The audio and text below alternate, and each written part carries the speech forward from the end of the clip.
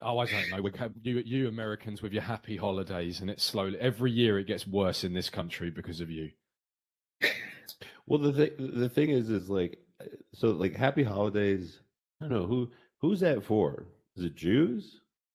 I think It's not I think it's Muslims. for I'll all tell of you them. that.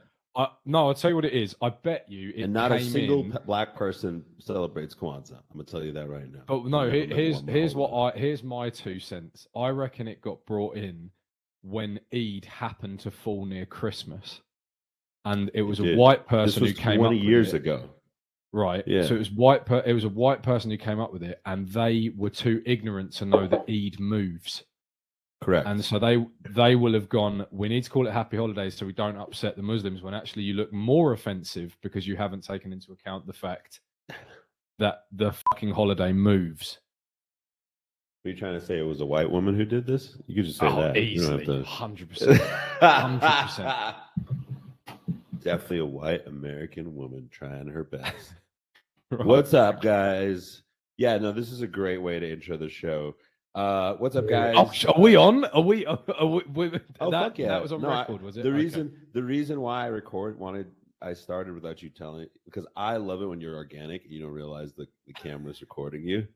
That's the best. That's the best. So real quick. Pleasure to meet you, Angel. Absolutely pleasure to meet you. Pleasure meeting both of you. So real quick, this is Raisin Bread. My name is Basil. This is my associate Ben. The point of Raisin Bread, the podcast, is to talk to people whom we find interesting and to hopefully inspire people to either question or become curious, or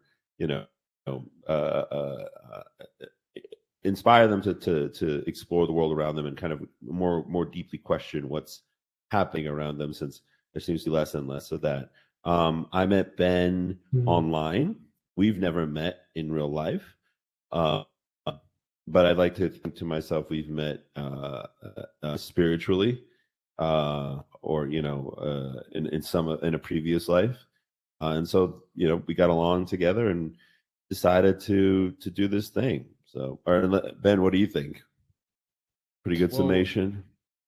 Absolutely. I've said it before. I'll say it again. Everyone who I've mentioned that everyone that I've mentioned to the time undertaking this endeavor has all told me that they think it's very weird, and that's very true and a very applicable word.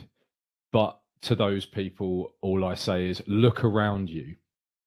Everything's weird right now. We're in the least normal time in human history.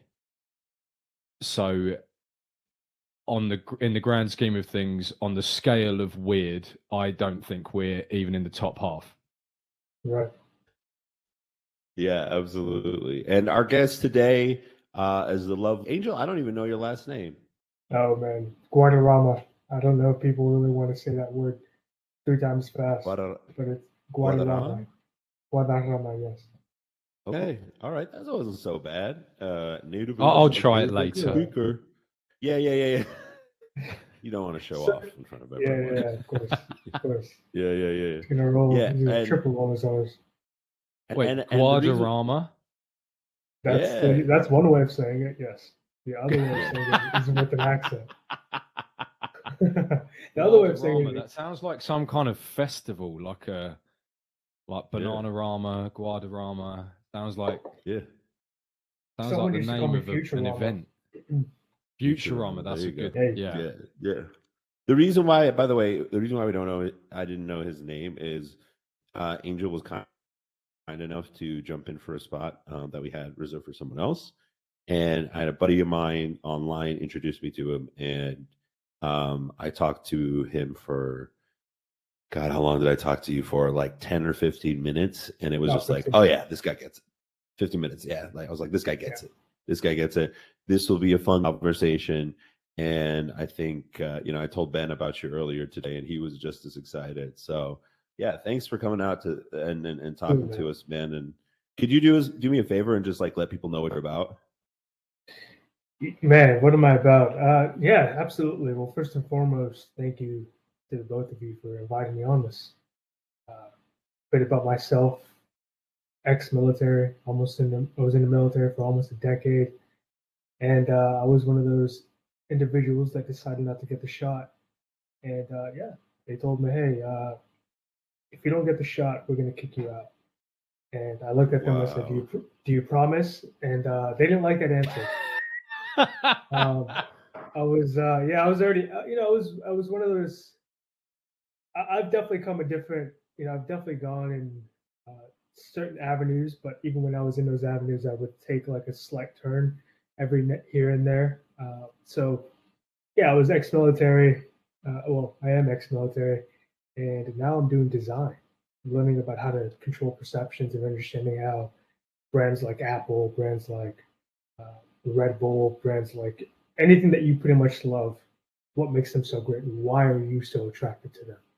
So, how did I go from being working underground in some base in Italy to now teaching people how to, or coaching people and talking to companies on how to increase their brand value? Listen, man, it's just making a choice. That's all I did, man. I just make one choice at a time.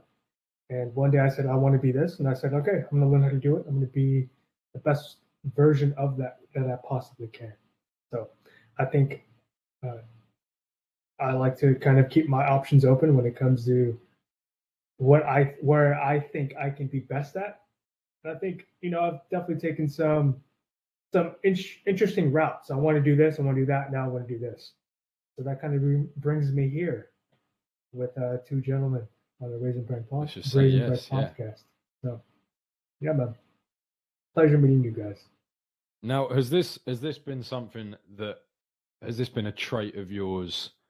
This say yes attitude. Is this something that has been naturally occurring with you, or is this something that you have manifested consciously? It was something I had to develop.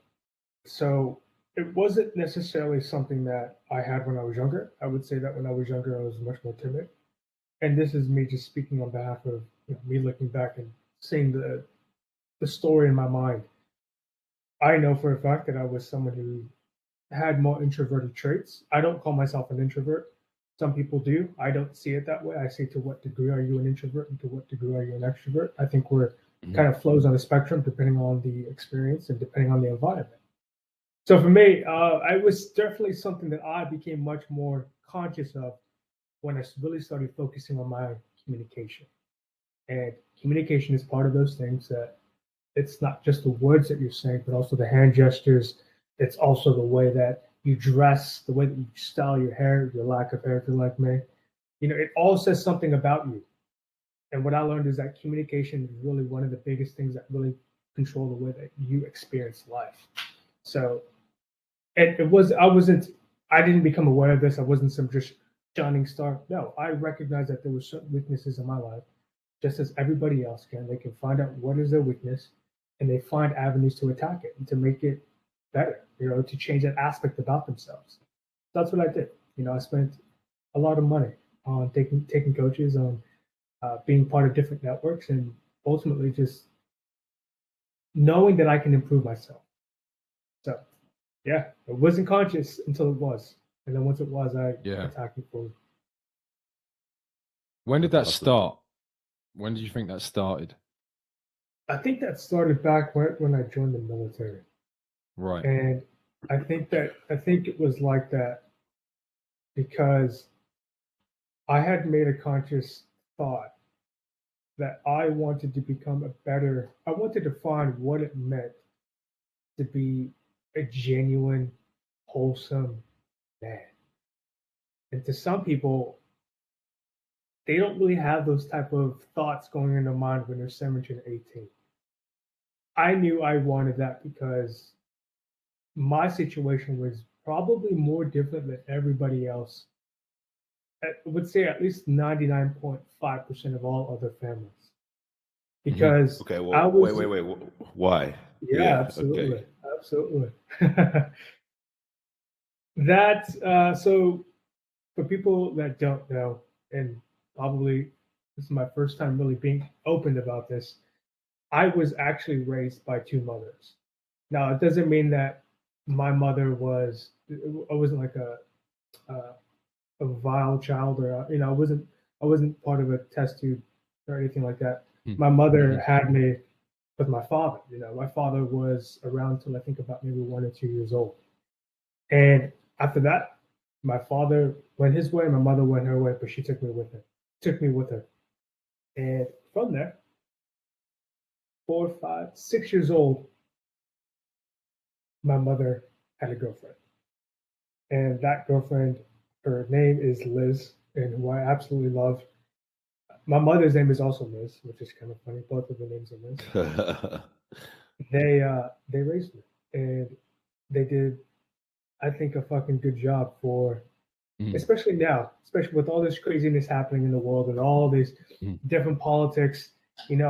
They were wise enough, and I really give a lot of respect and a lot of admiration to my parents for telling me to just think for myself, right? Don't be a follower, become the leader. And so after being raised for 18 years, I still realized that there were certain things that I wasn't reaching and that I couldn't do with being in my parents' household. So right. My second mother mentioned to me, hey, you can go to college.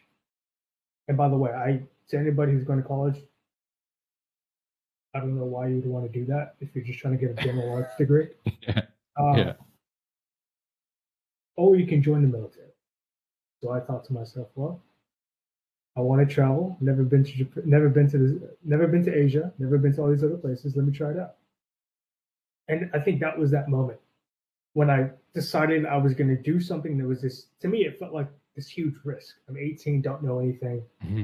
I didn't get accepted to the school I wanted to go to. I just said, you know what? This is a good time to kind of just look at my life and say, you know what is it that I want to be? What is the thing that I think that I'm missing the most? In that moment, I decided I was going to be going off into this unknown experience. But hopefully, God, man, I really was looking for it at the time. Hopefully, I'll find some sense of direction towards how to be a better man. And here I am. I'm still a student of this. So, yeah. Yeah. So, hopefully that makes sense. No, it does. It does make sense. And I was talking to Ben about you earlier, and like, yeah, what I really like about this guy is that the path that he is trying to take, or was trying to take, or wherever you are in it, seemed really sincere. And what I really liked most about it wasn't the sincerity; it was the sort of lack of resentment of circumstance, if that makes sense. Right. Because I don't know, man. Well, at least this is what it feels like in society today. Nothing wrong with having two moms, but sometimes it feels like people are like, they fall into either two categories. Either they just kind of run with it, right, and kind of fully embrace everything that comes with having sort of a gay identity, which is whatever, more power to them, or they end up being on the other side, right? Where there is a bit of there's resentment, I think, and vindictiveness, almost as a, like wow, there's two. I'm being raised by two women. Like, what the frick? Like, masculinity. I mean, that's a big deal right now. I mean, if you go to YouTube, like, you type in masculinity, you get like 30 Andrew Tate fucking videos, and right, like, it's the hot topic right now. And so what really kind of attracted me to you and to your talking to you was this this balanced sense. So do you know, I'm curious to hear how either you developed that, or what happened. How did you get there? Or was it not like that, and did you start out vindictive, or did you start out like going, you know what, I'm going to go the complete other way? When you're 18 years old and you're really trying to find out who you are, or better, you're trying to develop your way in this world. And I think this is common. I've seen this in other areas too, where you go on this new path And as you start to believe in a different way of living, and as you start to develop yourself, you start to look around you and you want to also change other people. And I recognize that in myself, that I was coming home and I was telling my mom, I'm no longer this way, I'm now this way. And instead of and trying to convince her this is the better way. And when I was doing that, I realized that's, first of all, you can't convince somebody that doesn't want to be convinced, number one. So the entire idea of, me going on my own route and doing what I wanted to do was my thing. My mom didn't see it that way. She wanted me to go there, do good in the military, and come out and have a good job, blah blah blah, have a girlfriend, go on and have a wife, blah blah blah. What any normal parent wants. Right. To a certain degree, right? Especially a mother who was, she's also a woman, and a woman is has different incentives and wants for a son differently than I would say even a man back in the 90s and 2000s, right? The type of lifestyle that I think that she wanted me to have wasn't the lifestyle that I was necessarily attracted to. What did she want you to have? Like, you mean like cookie cutter? Yeah. Is that what you mean by that? Right. Like kind of a... Yeah, I mean, and also to a degree, I do think that because she wasn't around a lot of men, right. She did no fault or shame to any her at all, right? It's just this is what she knew. She didn't want me to be, we'll say, she didn't want me to be like my father, in her sense, right? Her idea of what my father meant. And to my interpretation, I don't think I was. I was just going out trying to be the man that I think that I wanted to be. I had to go learn all these skills. That's because you aren't your father. You're a new person. Yeah, right. You're angel. Right. So I'm trying to get back to the question. The question was, how did I get into this, or what was the problem? Well, it's just, I guess what we're wanting to get into initially is basically, and we've said this on other episodes, so I worry this is going to become a bit of a tagline, but there is an excellent podcast called Trigonometry, and they have a fantastic opening question, which is, how are you where you are? And it's such a beautifully, and that's, we basically haven't found a synonymous way of asking that question without blatantly ripping them off. So thanks, fellas. So we want to know. Yo, shout out to Trigonometry. Again. Right. Yeah. But it's because and you're doing that, it's like one thing that I'd really like to go into is almost, and I was thinking of this as you were talking, I was sort of reacting to what you were saying, and I don't want this just to become a podcast of whatever happened to the gays. But what I mean by this is, like, I almost feel it's a testament to your character and who you've become, that when you were raised by two mothers, it was, let's say, it wasn't societally endorsed. Oh, definitely wasn't. The same way that it is now. So it's like, the first, like, so what I mean by that is, today it's almost like the last person who has to accept their homosexuality is the homosexual in question, because society's already done it. Like, when I was growing up, I mean, I say this at 27 now, according to Baz, I still am growing up, or I haven't yet, but it's still got like the water of the womb in your hair. Well, it was always it was always that I grew up looking at I don't know, I guess what we would now call queer people, to anyone who's not heterosexual. I grew up looking at them as bulletproof. Like, you couldn't offend them. You couldn't say anything to hurt their feelings, because they'd heard it all. They'd heard it all. They had to go through it. They went through the ringer. Like, I'm thinking of someone close to me, like, grew up in a working class miners town, and like in the 80s, and so you've also got the AIDS pandemic, you got all of this stuff, and then and his sister's coming up to him going, like, I'm hearing rumors about you going around with men, and he breaks down in the car, and at this point he's in his 30s, so God knows how long he has known in himself but it was a different time and he couldn't come out. And so, Right. and like, I'm listening to that, and it's like, you couldn't hurt this guy. You can't hurt him. There's Right. nothing you could say that would offend him, because he had accepted himself first.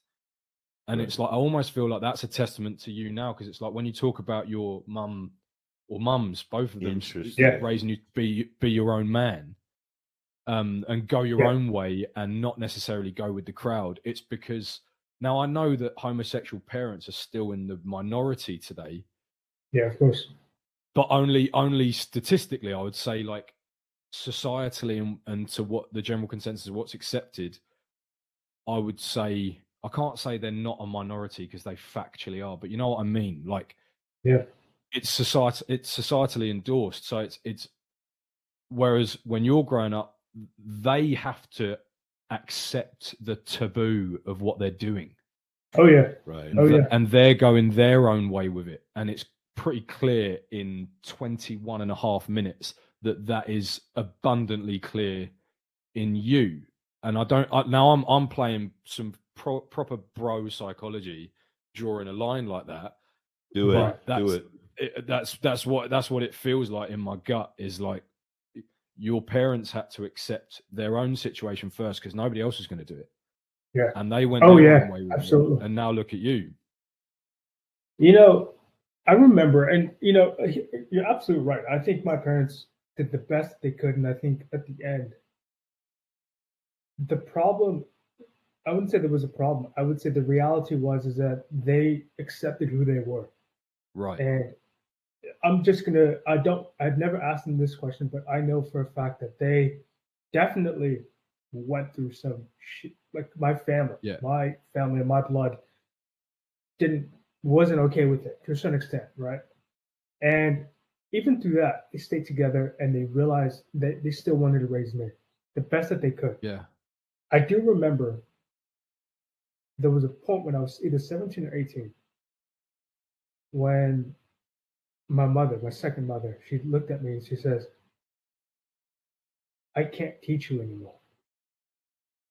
I have to let you go. Wow. And I remember thinking back to that, and well, when I think about it now, I'm thinking how incredibly wise that was for a woman to say that to me, to a son that she treated as a son, right? To a boy that she treated as her son, and which I also looked at as my mother. She provided for me. She gave me so much in my life. She gave me principles that I can still look back to and pull from it, even to this day. You know, I the other day we were talking about having to pick up shit, dog shit, and how the guy across from me was saying that he's going to teach his sons that he needs to take care of animals and da da da. Man, I remember when I was young, and my mother said, "No, you're going to go out there and pick up the dog shit." And I remember the first time I was going up there, I was just gagging and all this other shit. Every other kid, I must have been like 8 or something, right? And I'm like practically like throwing up my stomach. Yeah. But I'm so grateful for those little things. Right. Those little bits of responsibilities, because she didn't see me as someone that was like, oh, poor kid, he doesn't have a father and he's raised by 2 women. She almost thought of it as like, I have to do what this man isn't going to do. And so she kind of took up to a certain burden, and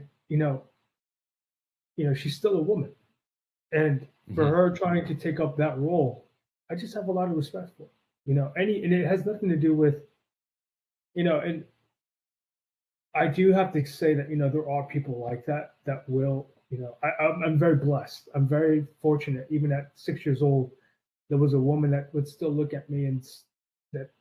I'm not her biological son, but say, you know what, I'm going to raise him the best that I think that, so that he can be competent and capable out there in the real world. And so, if she's ever listens to this, I hope that she knows that I absolutely don't regret everything that she's ever put me through. And even though back then it must have felt like the world was crashing on me. I remember I was trying she told me to eat lettuce and all this shit, and I didn't want to, and I was crying and all. No, you know what? I can look back as a 28-year-old man and say, you know what, this woman did her absolute best, and beyond that, she did more than even another man I think who would have actually done for me. So well, what's interesting to me is that she understood like kind of her limits, as to what Right. you know what she could or could. That's not a lot, bro. Like a lot of straight women don't know that or don't understand that, A lot which of is really people. interesting. Exactly. Like I mean, I'm gonna be honest with you. I was thinking about this today. I don't know if you know about this, but Scandinavian chicks are super into black dudes. And so I had a Norwegian friend. I didn't know if I told you this, Ben, but I had a Norwegian girl off a clubhouse of all places. She was like, "Hey, do you want to just like get me pregnant?" And I was like, "What?" And she was like, "Yeah, like, yeah, just some casual shit." And yeah, like it was interesting because well, it was interesting for multiple reasons, obviously. But what I thought was crazy, or what I thought was interesting about it, is I'm just trying to play it cool, bro. Because it's a wild, it's a wild thing to say to someone. Like she thought that because I was like, well, how am I going to be present in this kid's life? And they were like, well, no, I'll just take care of it, and that's fine. Yeah. Mm-hmm.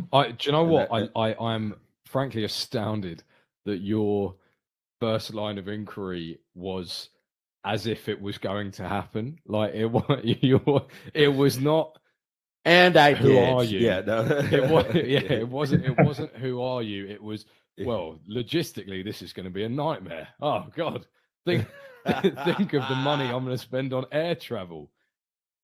That is no, but also that of course, you know me. Of course, that was in there. Yeah, I was just like, I mean, it's stuff like that is like why I'm like not a serial killer or like you know, you know what I mean. Everybody's always like it's like, well, why like the only reason why I'm not a criminal isn't because I'm a good person, but because just the mere thought of the logistics Just is the so aggro. overwhelming. I have so much to do, and like it just feels like remember those old commercials? It's just like murder. Who has the time? You know, like yeah, I don't have that time. So no, but it was weird. It was weird, bro. Like it's and it's interesting to me because like I feel like a lot of women think that way. Yeah. Less so. You know what's funny? Because my lesbian friends have always been pretty chill, most of them. And there are these certain things they sort of get about men and masculinity that my female friends, my straight female friends, do not at all. Like, and it's not to say that every one of them gets it right, but more so that I am more likely if I encounter a woman who seems to be reasonable, more often than not, she ends up being a lesbian. And this includes upon no, seriously, like I know clip that Tyler, clip that, Yeah. post that shit. Yeah. Put that on put that on Instagram Reels. No, but I'm serious. It's like she's like, oh, it's like, oh, this woman's being really nice. She must be gay. Like they're the ones who are more likely to sort of see that, and I've always found that fascinating.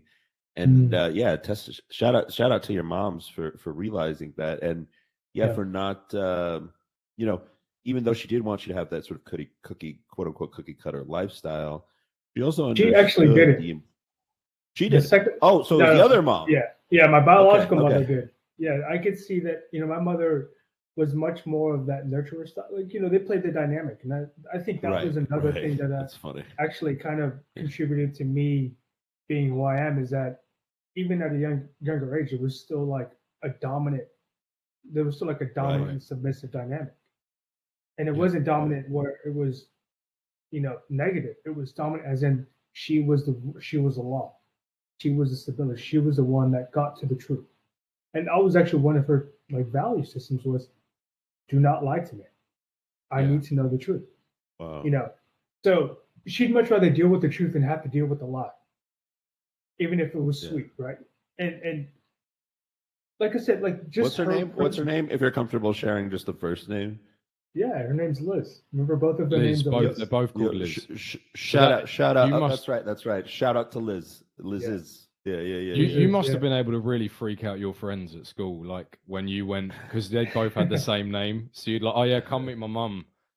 This is Liz. and then the other one comes through. Oh, so who's that? Oh, that's my mum. That's Liz. Like, if the other one was leaving the room, it'd be like that. It'd be like a prank that like only identical twins could play. The fact that you had two mums with the same name. Like, oh yeah, this is Liz. This is my mum. And then she leaves. Then the next one comes in. So who's this? This is my mum, Liz. Wait, what Who's happened on to the first? other one? Who's on first? Yeah. Who's on first? Yeah, man. I mean, like the reason why I'm really impressed by it is because she knew that in a time where the discussions that we're sort of having on gender and gender roles and masculinity and stuff, like she was kind of ahead of the game, which is really interesting to me. Absolutely. But I'm convinced that's why. Like, on a personal note, I'm convinced that's why. Is because You mean no like one because else she knew was who she gonna- was? well, because Yeah. no one else was going to do it. So it's like for Yeah. example, like I Yeah. don't know, it's because I'd love to get more into. I'm frankly somewhat delighted, Angel, that you said, "Oh no, I wasn't always like this." Because great, because now Yes. the fun bit is getting into where that kind of change happened. Because I'm not dissimilar. Like I would always, for example, I would say that I've always been an extroverted person. I would closet it at school because I wasn't much of a social center. I wasn't a social hub at school. But given the opportunity, I would always occupy that role. But I wasn't this. I wasn't your standard sort of popular kid. And so like I found different avenues. and, like, You for me, it was don't when lie I- to these people. You weren't any popular kid. I don't understand why you. No, I had was like, no Skander. type of popular kid. Let's just But be it's like, honest. so Let's just be honest. when thanks for helping with the pain, Baz. But no, Absolutely. when we talk about this kind of stuff, is like I'd love to get your view on this. Is so quick stories. Like when I started my new job, so I'm in design as well.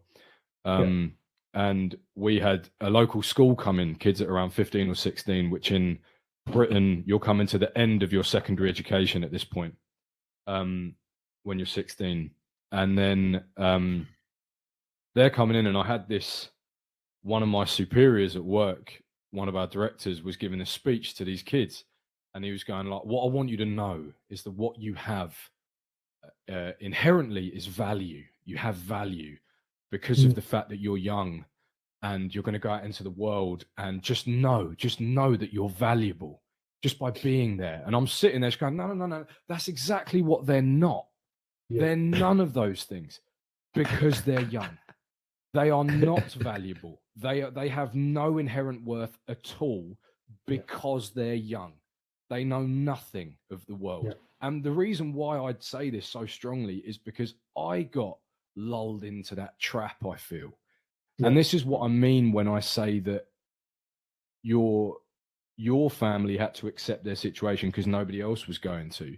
Like, I look at these kids getting told this bullshit, and I go, you are in for the rudest slap in the face from reality when you leave uni or you leave school or whatever, because you've been told you have something that you don't. What you do have is potential and time. Those are the things that you have. So you owe it to yourself and everybody else around you to become valuable by harnessing that potential and harnessing that time to get skills and get good at shit and get over your fear of sucking at stuff. And like, and then to tie it back into you, because it's why you're here, is like, so like an 18-year-old kid who comes from a very unorthodox background, joining the military because you want to go see the world and stuff. I don't know about you. I would have been shitting myself. Were you? What was that first day like in the military? The first day in the military, that's a good question. Believe it or not, I actually still had hair back then. So, first day, I'm one of those guys that what I notice is that when there's something new, I just click up. I don't ask questions, I just click up. Bam. Right.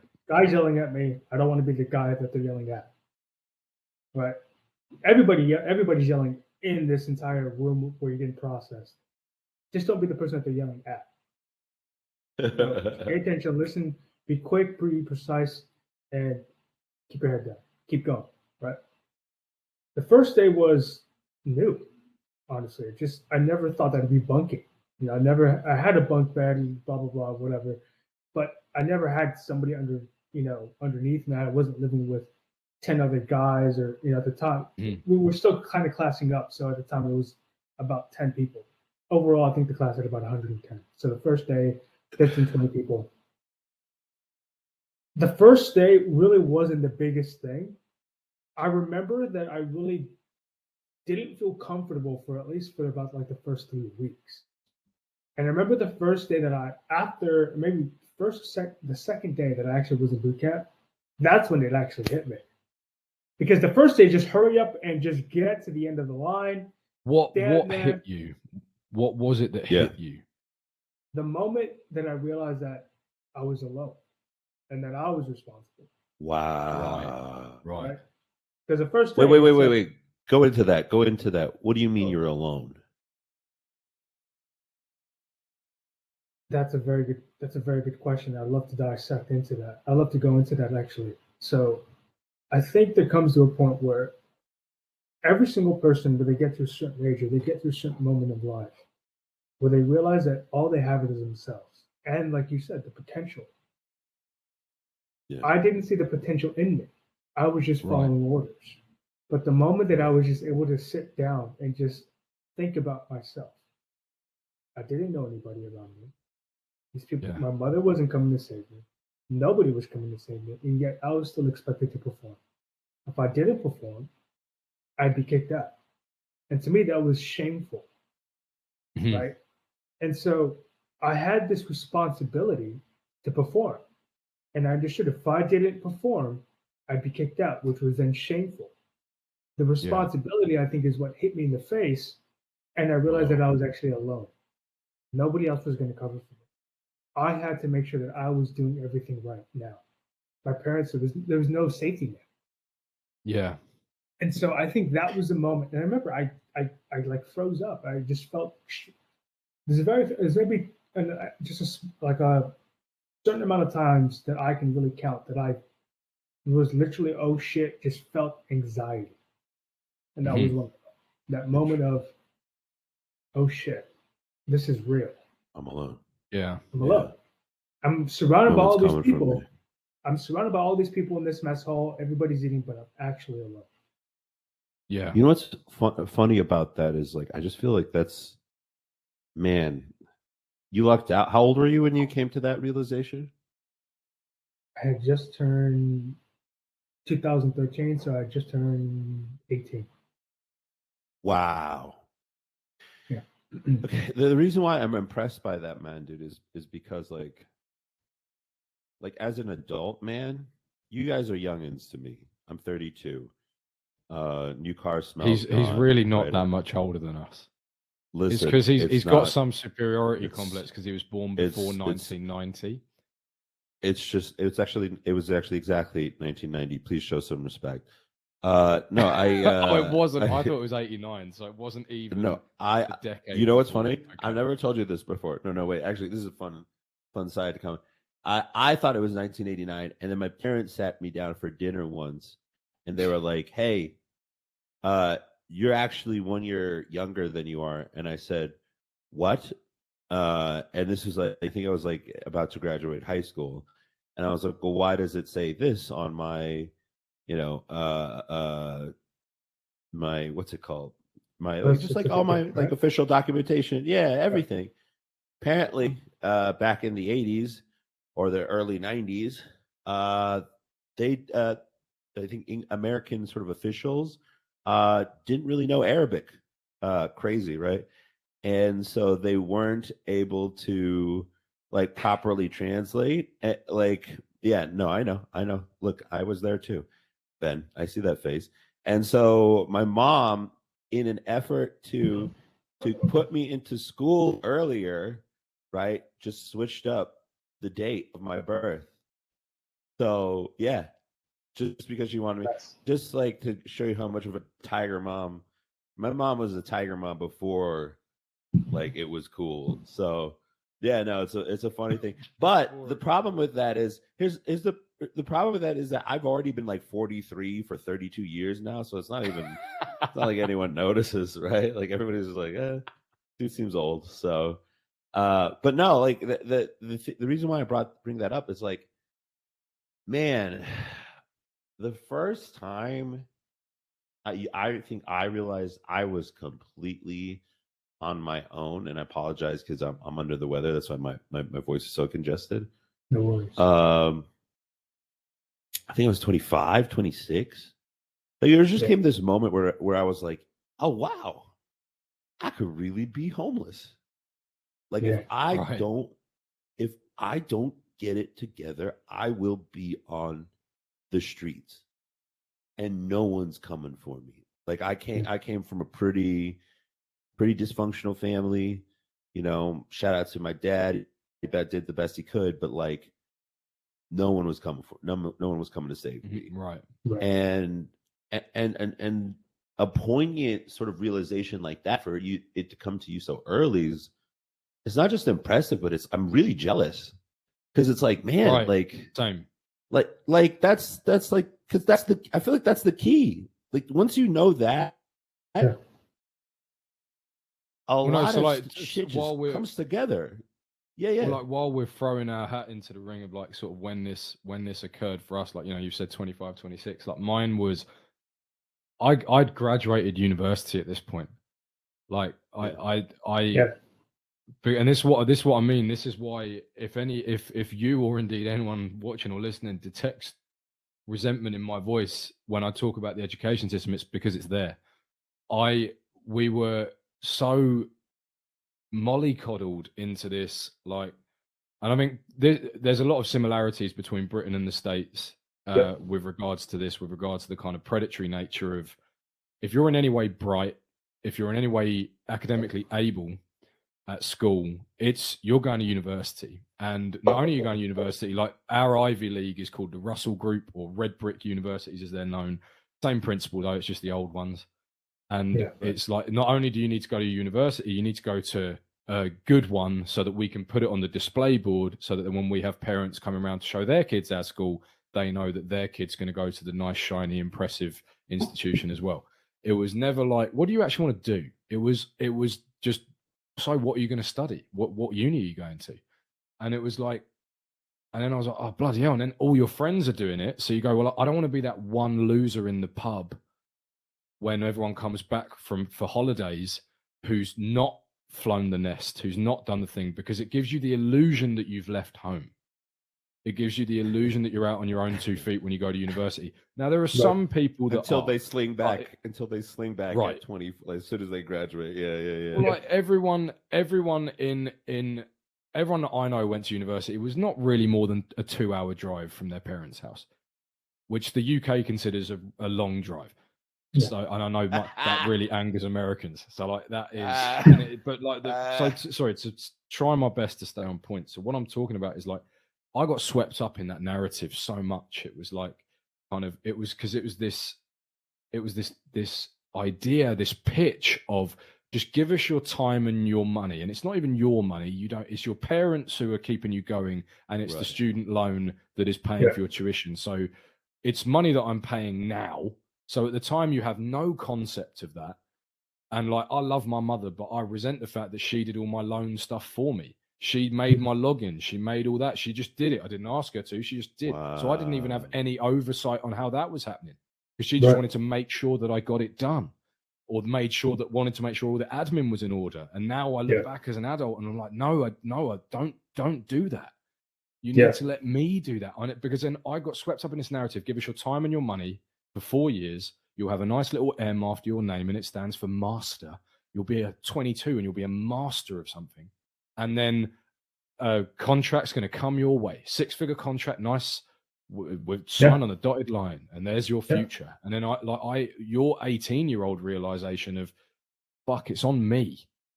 I need to do this. You say, like this deep sense of duty that you had, of that shameful, because you can look at it from a nihilistic point of view as like, if I get kicked out, I get kicked out.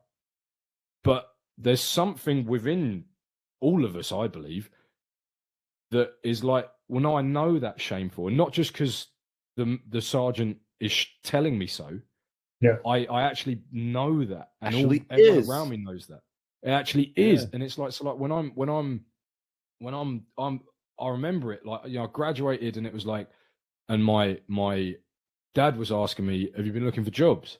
And I was like, "Yeah, of course I have." And looking for jobs meant scrolling through LinkedIn, because I wasn't looking for jobs, not properly. I just moved jobs this past year. It took me 18 months to find a new job, because that's how long it takes.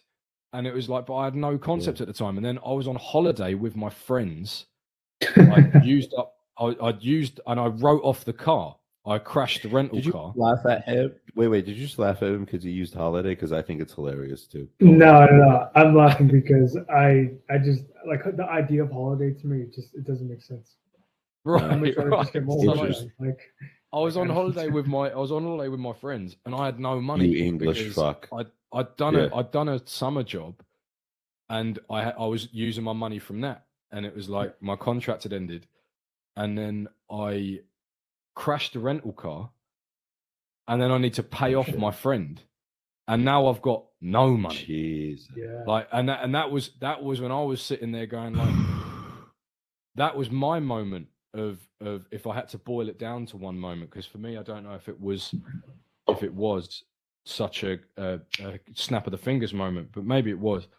But that was my moment of like, oh God, I actually have no money.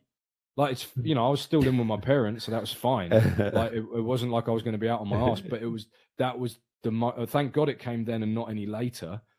But it was like, that was the moment of, oh, I have no money, and it's my fault.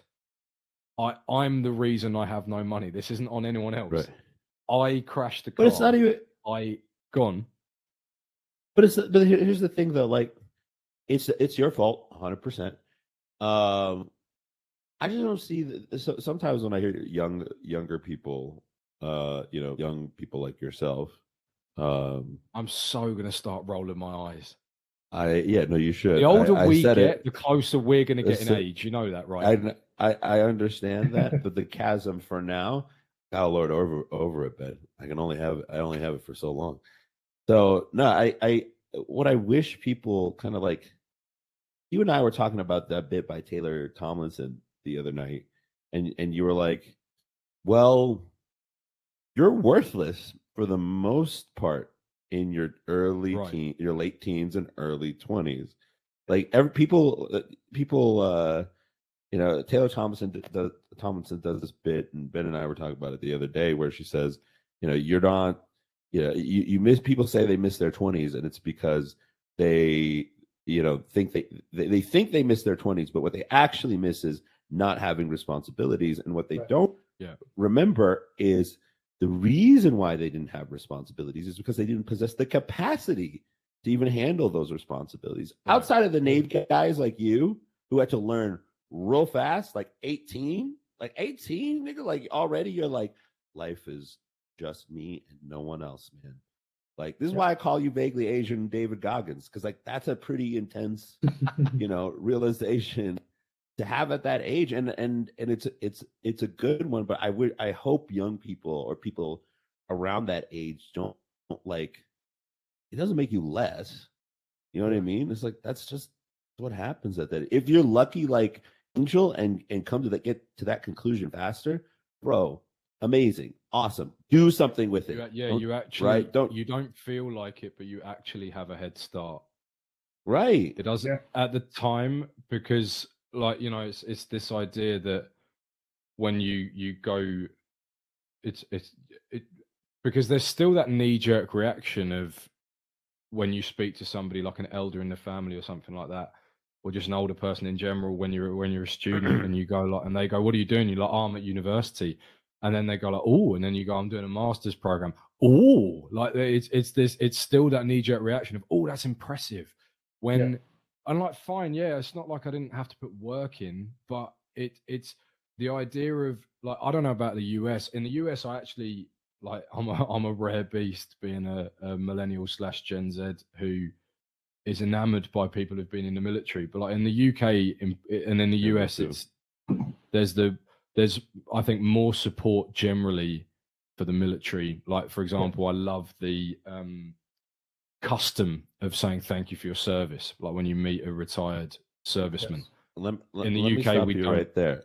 Go on. Let me stop you right there. It's just, I don't know about you. Maybe Angel disagrees with me. I actually kind of hate it because more often than not, these niggas don't mean it. Like, if you want to know how much the United States military actually cares about its veterans, go to the VA's office and ask for a doctor's appointment. Ask somebody to help you get it done. Someone told me to sign up with the VA. I said, I'm not doing it. I'd much rather go through private. I removed myself.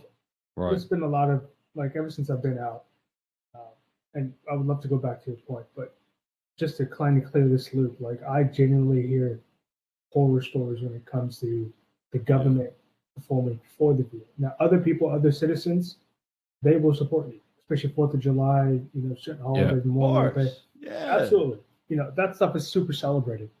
But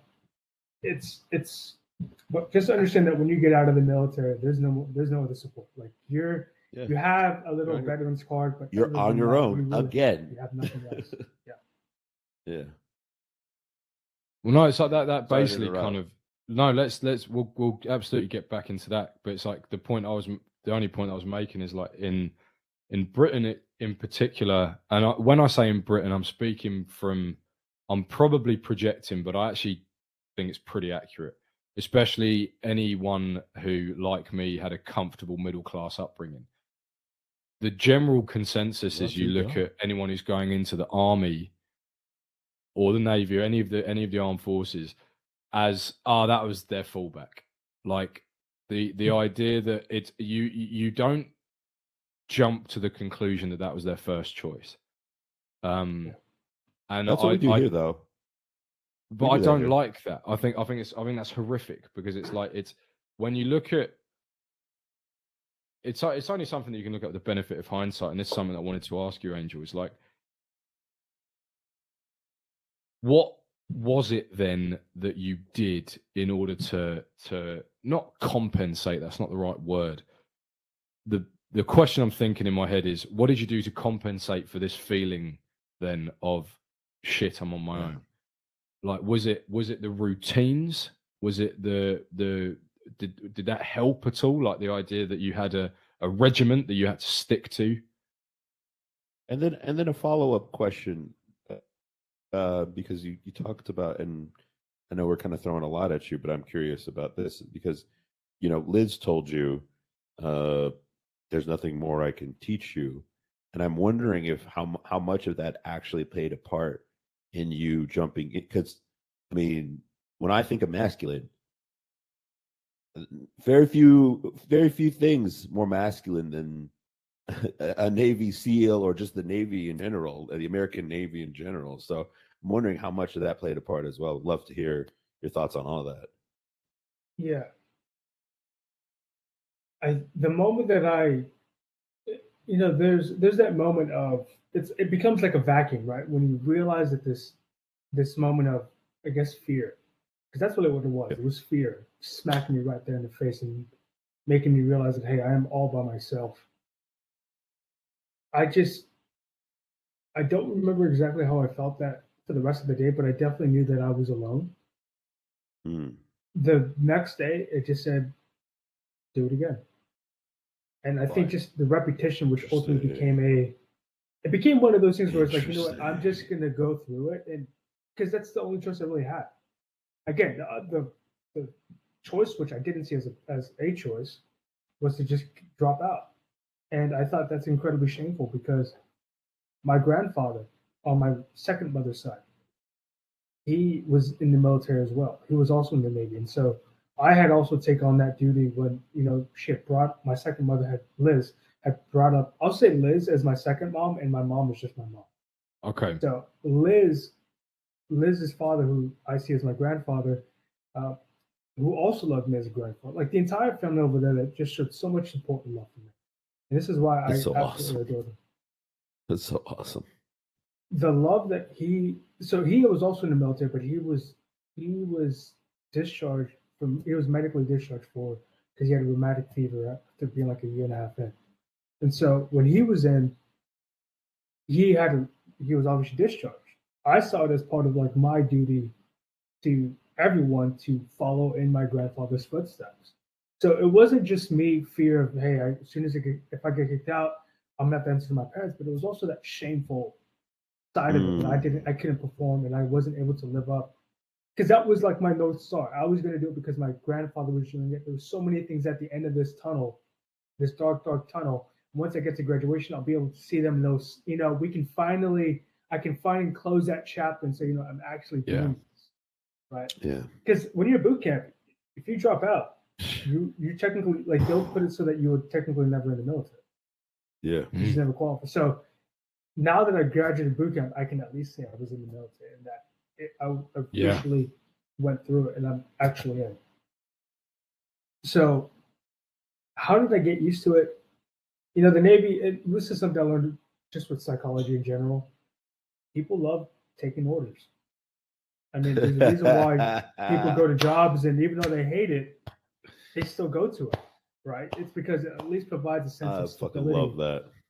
It's just one of those things where we all wired the way we're wired. And, for me, just not having to think and just following orders and just ultimately getting,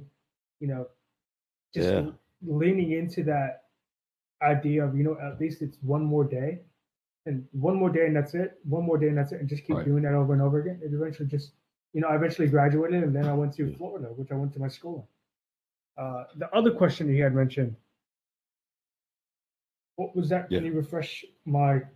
I just wondered. Yeah, bro. Yeah, no, and that was a beautiful answer. So I think no, you're doing great because we threw a lot at you. The other question I wanted, or the perspective I wanted to hear was, what when you realized after you had that conversation with Liz. Yeah. Oh, that's right. Yeah. And she said, like, hey, there's nothing more I can teach you. Yeah. Was there a part of you that was like, okay, well, why is that? And my guess is you kind of came to your own conclusions and you're like, well, she's a lady. And even if she's tough as nails, and it sounds like she is, right? There's a wall, right? Which she may not be able to get past. And I wonder how much of that plays in, especially, with your father not being present, played into the role of you not choosing to go into something like the military. Because you didn't choose the Army, you didn't choose Air Force, you chose the Navy. It's a very specific decision and it's a very specific type of person. And I find that really interesting. And I'm trying to figure out what was that process like? Were you thinking like, okay, I don't have necessarily the traditional forms of masculinity around me. Maybe this is one way to either learn more about what that might look like, or at least expose myself to it. What was your thinking? As far as I remember, my choice to join the military for the masculine role didn't come until I was actually in the military. So a couple days in, okay, I'm going to create who I am, right? Yeah, Before that, when I was still at home and my mother had told me that, I don't think it really affected me. I just thought of it as like I was getting to the age where it's like it wasn't right. Even then, she's like, what am I going to do with you? Like, you just fucked up. I'm not going to hit you. You're 17. Like, you're practically a young man at this point. Like, there's no point in grounding you because you're okay with that. It's like, you're already graduated. There's really nothing for me to kind of do for you. So it's like punishment isn't. So when she said there's nothing more I can teach you, what she was really saying was there's not enough pain that I can cause you. Because that's really how you learn, if you think about it. Interesting. Right? So sorry, just to clarify, forgive me for stopping you. This is your interpretation of what she was saying. This isn't verbatim. This is what you derived. No, from. It sounds. It was a situation. It sounds like this is what you process later, right? Like, is that right? Yeah. Right, Angel? Right. Okay. But when I look back at it, I can see the context of it, what she meant by that. Because I if I remember correctly, there was a few things that I was doing that was kind of like, why are you doing that, dude? Like, It's not like I was smoking weed or doing anything else. I was getting ready to go into the military, but I was doing certain things. And she's like, "Why would you do that? Like, it's dumb." But it's like, it's so dumb that like typically I would get upset, but it's just like, dude, like you're gonna get, if you keep doing this, you're just gonna fuck up your life. And it's like, I'm not gonna hold your hand anymore. If you fuck up, I'm not gonna do anything for you. Like I'm at a point now where you're too young and you're getting to the age where it's just not appropriate for me to be yelling at you. It's not appropriate for me. And she really spoke like this. She'd say, she didn't say right or wrong. She said, it's just not appropriate for me. And she said that to you. She speaks like that, yes. And like I said, she's not masculine. Yeah, she's not masculine in the sense that she's very like, she understands nuance, which I absolutely, I absolutely lost love. art. I love nuance. Like that's to a point where some of the things that shout out to nuance bros. Yeah, nuance is huge, right? She understands nuance. Seriously. She's very conscious of her words, and something that I absolutely adore as well, and something I try to be as conscious as possible about is, she would say things like that. And remember, it's just not right. Like, it's just not appropriate for me to be doing this. Like, you're old. Like, you're older. You're a young man. He's about to go in the military. Like, I'm not going to scream at you. But at the same time, I want you to know that because I can't do anything to hurt or to cause pain, I can't ground you. I'm not going to do anything like that. Because of that, I also can't teach you anymore. If you think about it, it's like we do these. If you're a person who has kids, you understand. If your kids do something, you put them on timeout. You remove some sort of. You do something so that they can try to learn, so that you can teach them. If you do this result is going to happen. I was too young where certain things just weren't clicking anymore. I wasn't scared to have a conversation, or I didn't mind getting yelled. I mean, I didn't say I didn't mind, but it just wasn't. The lessons weren't rich. As you go through your adolescence, your stress tolerance grows, and so like the idea, and then particularly as a like I love him, but my younger brother was quite the little shit in his adolescence, and like it got to the point where I look back and it's like exactly like you're saying, is it particularly the male to female dynamic being a son. Of that okay, dad, if he really wanted to, could still inflict some damage. Mum can't. Like you're not, and it not physical, anyways. Not physical, but also like there's not because what sounds amazing that what Liz was doing was transposing onto you not only nuance, but the thing that adults by and large are better at than kids, which is the anticipation of consequence and the anticipation of outcome. So like, because she is reading ahead. She's reading 6 chess moves ahead where she's going, but she's articulating it to you. Like, I'm not going to shout at you because I know that won't have the desired outcome. So what is that going to do? It was respect.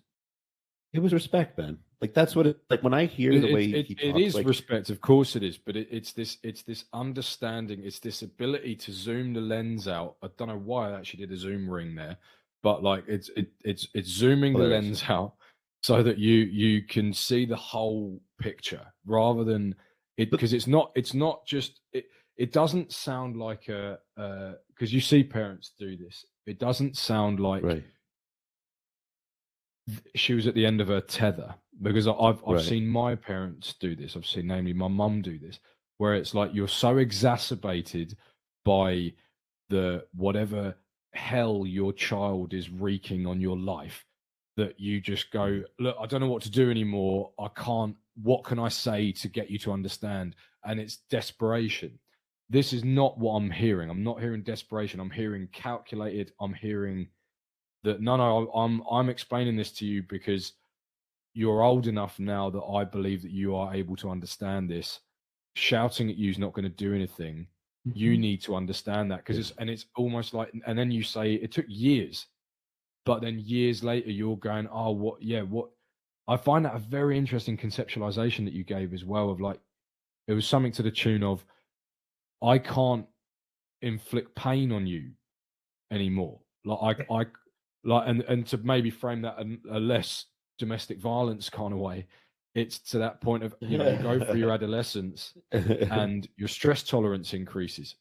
She can no longer increase that stress. So like for you in the military, it's the peer pressure of you don't want to be the one getting shouted at by your drill sergeant. And then like, in my case, it was shit, I'm actually out of money.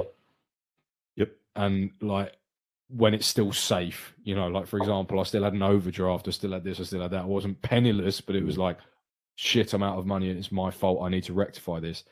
And then it's like, and you have these stress tests that your familial environment can no longer give you. Mm-hmm. Yep.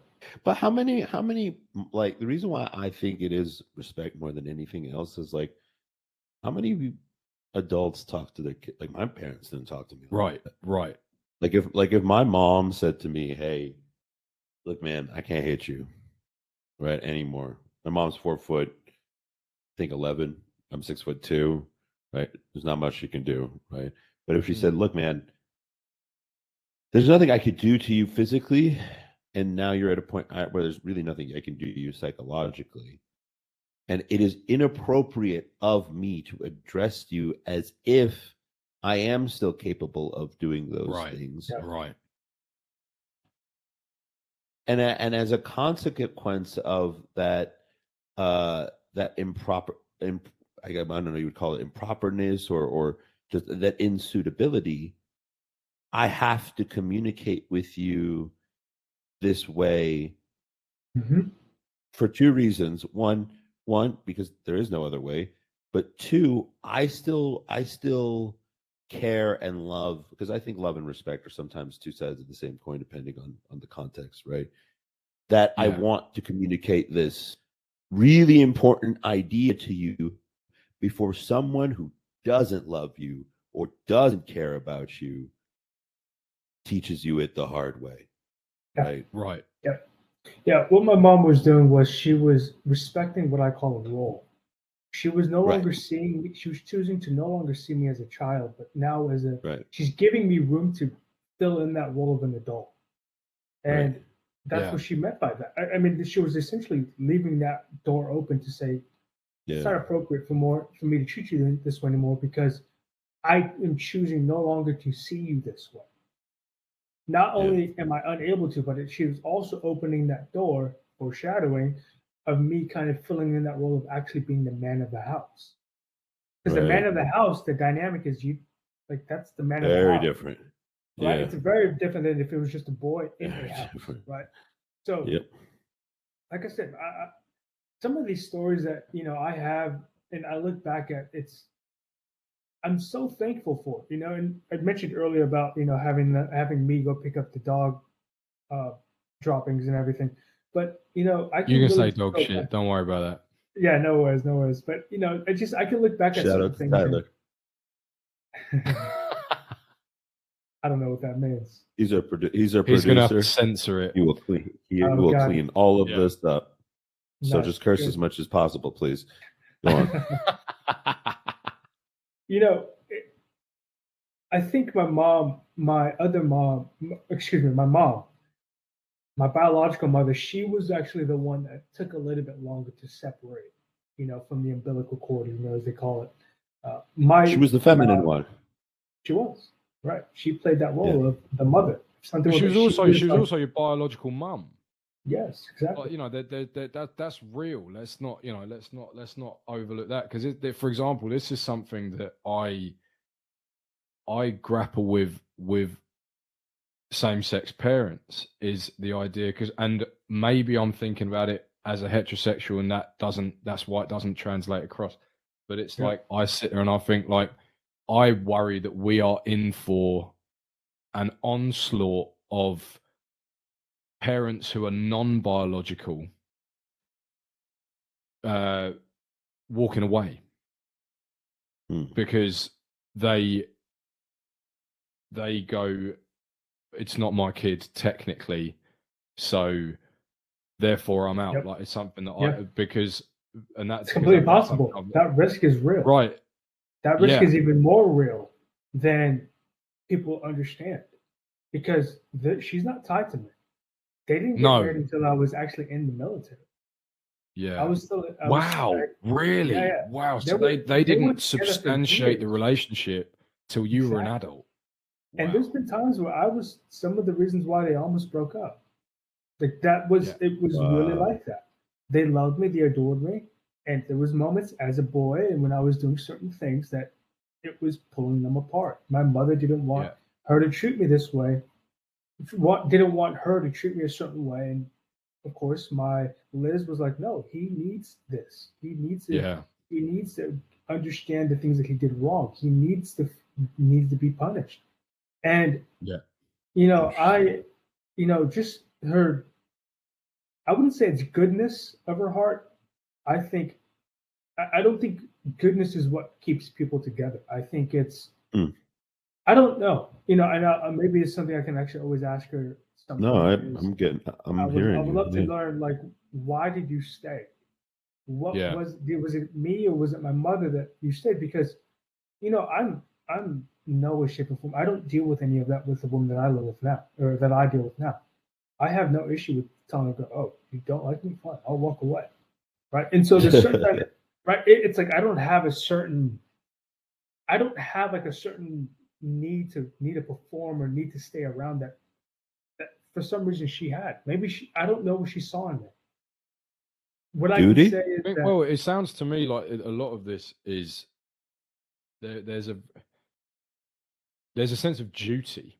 I would say, like, it almost feels like Liz had a deep sense of duty, because you're right, like that, like, because I look at that. My question would be, if it was duty, to what duty does she owe it to? Because they weren't married. They were still like 3 or 4 years into their relationship, 5 years in, 6, like, and to say that things actually got better in like my teens, it probably didn't. It just changed, right? So it's like, and again, I'm not her biological. Let me ask you a question. I'm curious. I'm just as curious as you guys are. Oh, excuse me. No, bro. I'm the one to interrupt you. Let me ask you a question. Do you think she loved you growing up? 100%. As I said, bro, it's duty. Yeah, it's duty. Yeah. To me, it is. Yes, because you're right. You're right. Like I agree with you, and I mean, I'm with you too, especially when it comes to this sort of modern day and age, and Liz probably comes from both Liz's come from probably a different time where people sort of stayed together longer. I mean, especially compared to today, right? Like, I kind of find her, and no disrespect to you, just she's unusual, bro. Like, she's not. This is not how normal women act. Like, this is not how most normal people act. Maybe this is the point. Maybe this is the point we can sort of blow it open a bit more, because it's like this is. I remember having conversations with my granny, so like on that side of my family, I'm a big Irish Catholic family, and I remember saying this to my granny, like we were talking about, because she was talking to me about we were just shooting the shit over the current state of the world and divorce rates being very high and single parenthood being very high. And I was saying, but like, because Granny goes, I just wasn't like that with me. It's like, but Granny, you had 7 kids. You can't be a single mum with 7 kids. Like that doesn't work. What are you going to do? Date a new man with 7 kids? Yeah. Like, right. You're gonna date a new man with 7 kids. That's literally going to be like dipping your foot in a tank of piranhas. Like they are going to be adolescent girls and boys, doesn't matter. Adolescent children, 7 of them under one roof. What man in his right mind is going to go anywhere near?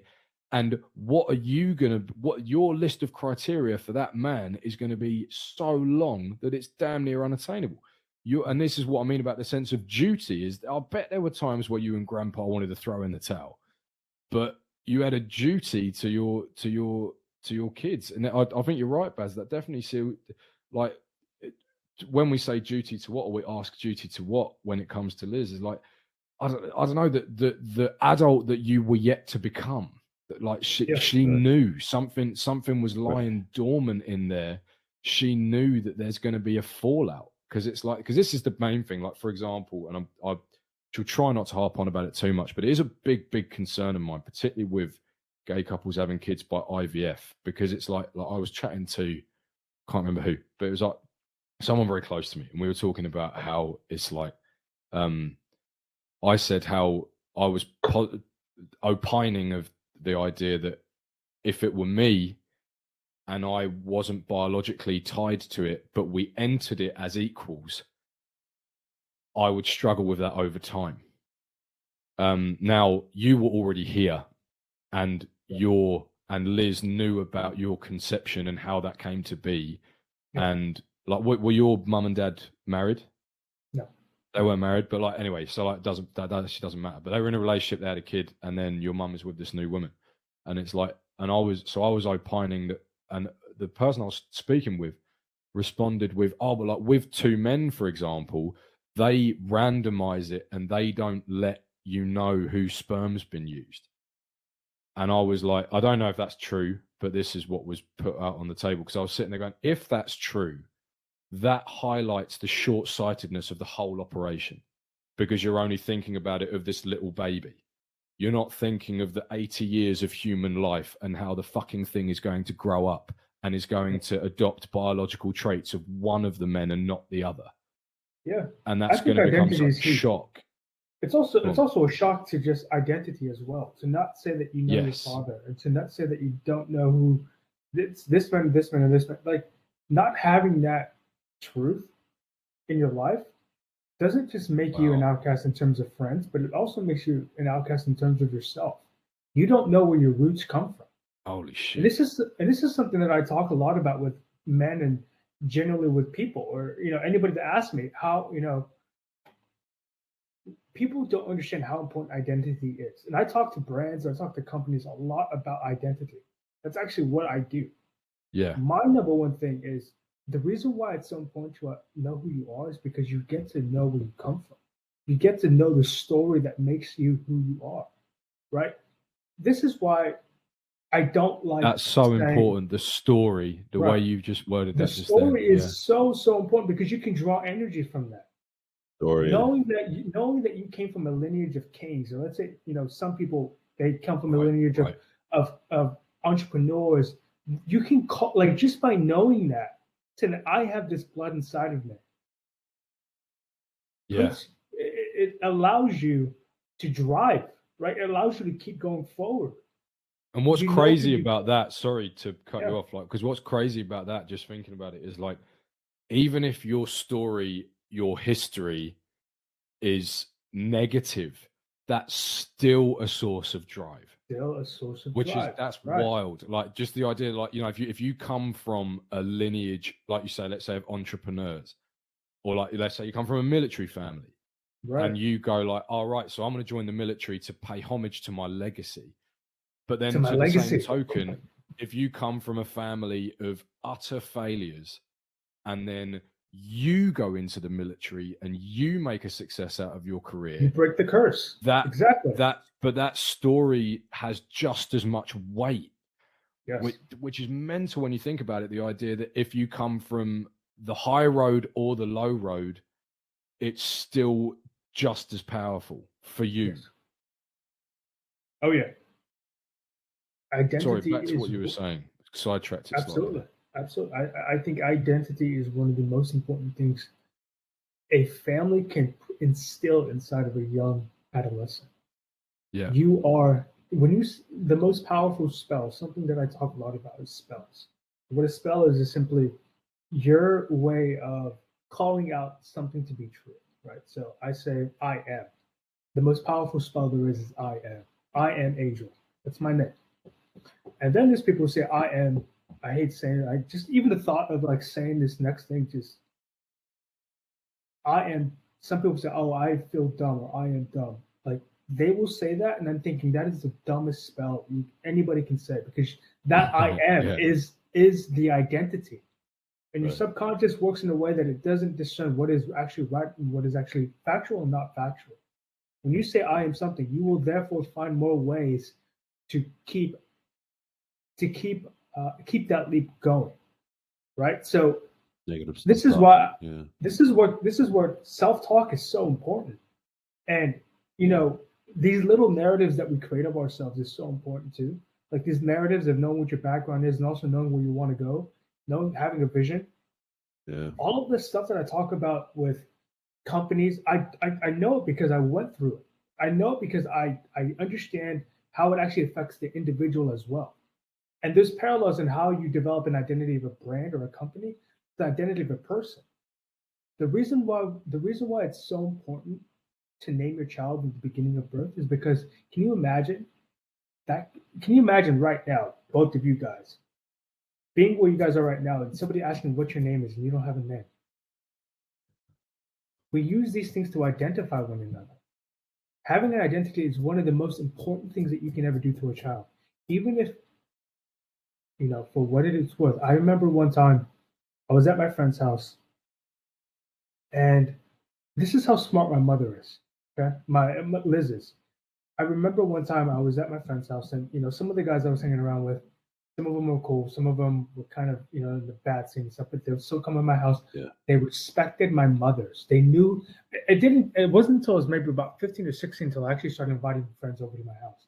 Because I wasn't necessarily connected with my identity of having two mothers. And you can understand, I was a young kid. Now, listen, we can talk about it. I don't care. The thing is that back then I had this problem with not being able to. Okay, anyways, that's a different story. In this scenario, I had a bunch of friends. Wait. Let's get back to the different story. I want to hear this. So yes, exactly. So the point of identity. This is how smart my mother was, and my mother still is. My Liz still is. One time I had my friends come over, and one of my friends had invited his girlfriend at the time, and he was telling, like, all my friends are just super honest with my parents. For some, like, my parents know how to bring out honesty out of people, and it's certainly one of the biggest things I love about them. Wow. So they absolutely just don't judge people. They try to be as, mind you, they come from an area where both of their parents are Catholics and all of this stuff. So they understand, you know, criticism. Grew up rough. Yeah. So my friend tells him, yeah, you know, my girlfriend's coming over. Is that okay with you? Like, yeah, what's going on? Anyways, they start talking, and he admits to them that she was at the abortion clinic. That she's coming back from the abortion clinic, and that is it okay if she invites him over for dinner with us? If she has dinner with us, remember we had a big table, absolutely. And I remember the girl came over, and blah blah blah. And I was still young, and you know, she had also just gotten a tattoo that day as well. And the tattoo was. That sounds like a wild day. Jesus Christ. Yeah. Well, hold on. I'll explain it to you. She'd gotten a tattoo, and it was 3 names. And it was the 3 names of the babies that she aborted.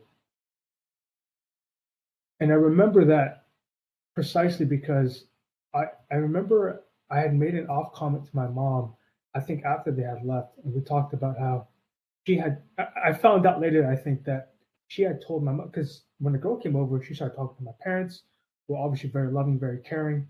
And she told them, I got a tattoo today, and it was 3 names of the aborted babies. I remember I was so young, and I thought, why would you do that? That's so dumb. Like, the babies aren't even real. Right. And this is when my mom corrected me. She says, because she gave them an identity. She gave them an identity. I mean, I think they're a reflection of humans, right? That's why we humanize the babies. Yeah, like, I mean, that's why people if you want to dehumanize someone, what do? You don't give them a name. Remove their name. Right. Yeah, and if you look at the history, I'm not to get into the history of American slavery, but like they didn't give them names. That's a calculated decision. Same thing with Jews, right? Well, they gave them the surname of their master. Yes. Right. To ring fence them under his identity. Right. Well, they true. Their own. They were like a subsidiary of him. Right. Which is even worse in a way. It's even worse than being given a number, because like for example, like Jews in the Holocaust were given a number. At least it was their number. You don't even get your own name. You get your slave owner's name. Yeah, but I mean, long story short, That's like it's the that reason. story's going to stay with me. Wow. Yeah. Because I It's a- say this like that it's a very conflicting tale, because it's like, for example, immediately my first response is, if you wanted to give them identities and humanize them, why did you go through with the abortion? But that's by the by. Like you say, this is a different time. You're an adolescent. It's like you talk about how, because I used to think much the same thing of like it's not even real, it's not even it's not. I 100% believe that I would have thought exactly the same thing at 17 of like why did you even give him a name? What a stupid thing to do. But I have a question. that's go on. I have a question. I'm just going to be here having my mind warped. You carry on. Yeah, I mean, well, I mean, look, I mean, that's why people don't name things. That's why when you name something that isn't inanimate, like that's why people can name inanimate objects, right? Because especially ones that they're connected to, right? And it's why I could name. There's a great scene in Community. I don't know if you guys ever seen it, that show by Dan Harmon, where he's like, this pencil, Ted, and then he snaps it, and the crowd goes, like, seems horrible. Like they kind of like they flinch, right? And I always thought that was really interesting, right? That is a very human way to respond, right? Like this is thing's not even real, and yet the crowd had that response, which was really interesting to me. Well, it's one of the things. Sorry, go ahead, Bez. No, go ahead. No. No, I was going to say, like, to bring it, maybe like we've sort of jumped around a bit, which I'm more than happy with personally. But it's like to bring it onto products and design. Like, I say this as like a car enthusiast, right? So like cars have always had, like, naming processes for cars have always been big. So it's like the Mission E, the Porsche Mission E, when they announced it as the Taycan. That was like a big event in the automotive world that, have you heard, Porsche are announcing the name. But then you look at something now like, and we've gone from things having names to just having numbers. It's the iPhone 14, it's the iPhone 13, it's the iPhone 12. And it's like, and it was a big thing calling it the iPhone in general, right? Right. Yeah. So the iPhone itself, just calling it the iPhone, the iMac, the iPod, it became a branded thing. It became underneath the i family. Right. But then it's like, but then now, like, with just the version numbers, it's almost like it's got, like, I don't know if you've seen of late, and maybe in the edit we can chuck up a picture so people know what we're talking about. Like, there's a comparison between like logos from 20 years ago and logos now, and it's all just monochromatic script. Almost every logo now is a monochromatic script, almost exclusively in all caps as well. Yep. And it's just, they're all the same. They're gone are the days of, like, do you remember the logo quiz? It was like an app that went crazy for 5 minutes. Yeah. And I remember sitting there going, like, I remember thinking at the time, this when I was in school, like, wow, how do I do that? How would I do that? How would I create a logo where I don't even need the word? Yeah. And yet people would know what that is, because that's when you really know that a logo's hit. Like, like the fact that the Coca-Cola one on that app was just that first C, just that curly shape on the first C. Branded, and everyone knew it. And then like the Gillette logo, the clue was just the double L, just that italic double L, and you knew immediately what that was. Whereas like now everything is so samey, and it's so like, and maybe it's because we've all got a fucking billboard in our pocket, and so you can put the script on there because we're all going to look at it anyway. But there's probably an algorithm, to be honest with you, Ben, that's determined. Like, right, so I work as I'm a software engineer, Angel, and people were really confused recently. Instagram put up the status, which is a weird feature, by the way. I don't know if you guys know. What is it? I don't know this feature. You can be like Jesus Christ. Yeah. It's like AIM. Do you remember AIM? Remember AOL Instant Messenger? You English fuck. I never used AIM. That was. I've never had so much hate for you, like in this moment. So AOL. I had Windows Live Messenger. Is it like a status on that? Is it like a status on get Windows Live Messenger? No, we get it. You're an immigrant. So the thing is like the AOL Instant Messenger. You could leave a status. You could leave an away message, right? Right. And Instagram just put one up, which to my dismay, they also announced it quietly, which also was really funny. And it's just another attempt to scrape data, man. You know, a lot of these things like rely on algorithms. And by the way, it's funny too, because algorithms are written by humans and not always accurate. Big surprise. It's interesting to me because basically I don't know if humans or the average citizen realize how much of their world is just sort of being calculated. Like everything. Like if you post to your like status or whatever the heck they call it on Instagram, they're scraping that data so that they can target you with more, you know, efficient advertisements. And you know, it's fine. That's probably why you see all these similarities, is because they work on a mathematical level, and hence the lack of creativity. But also, I think it opens the door when something really interesting comes through, right, and doesn't necessarily. For example, something that confuses me about it is like, for example, the all caps thing. Just saying this as a designer, I guess, all caps takes longer to read.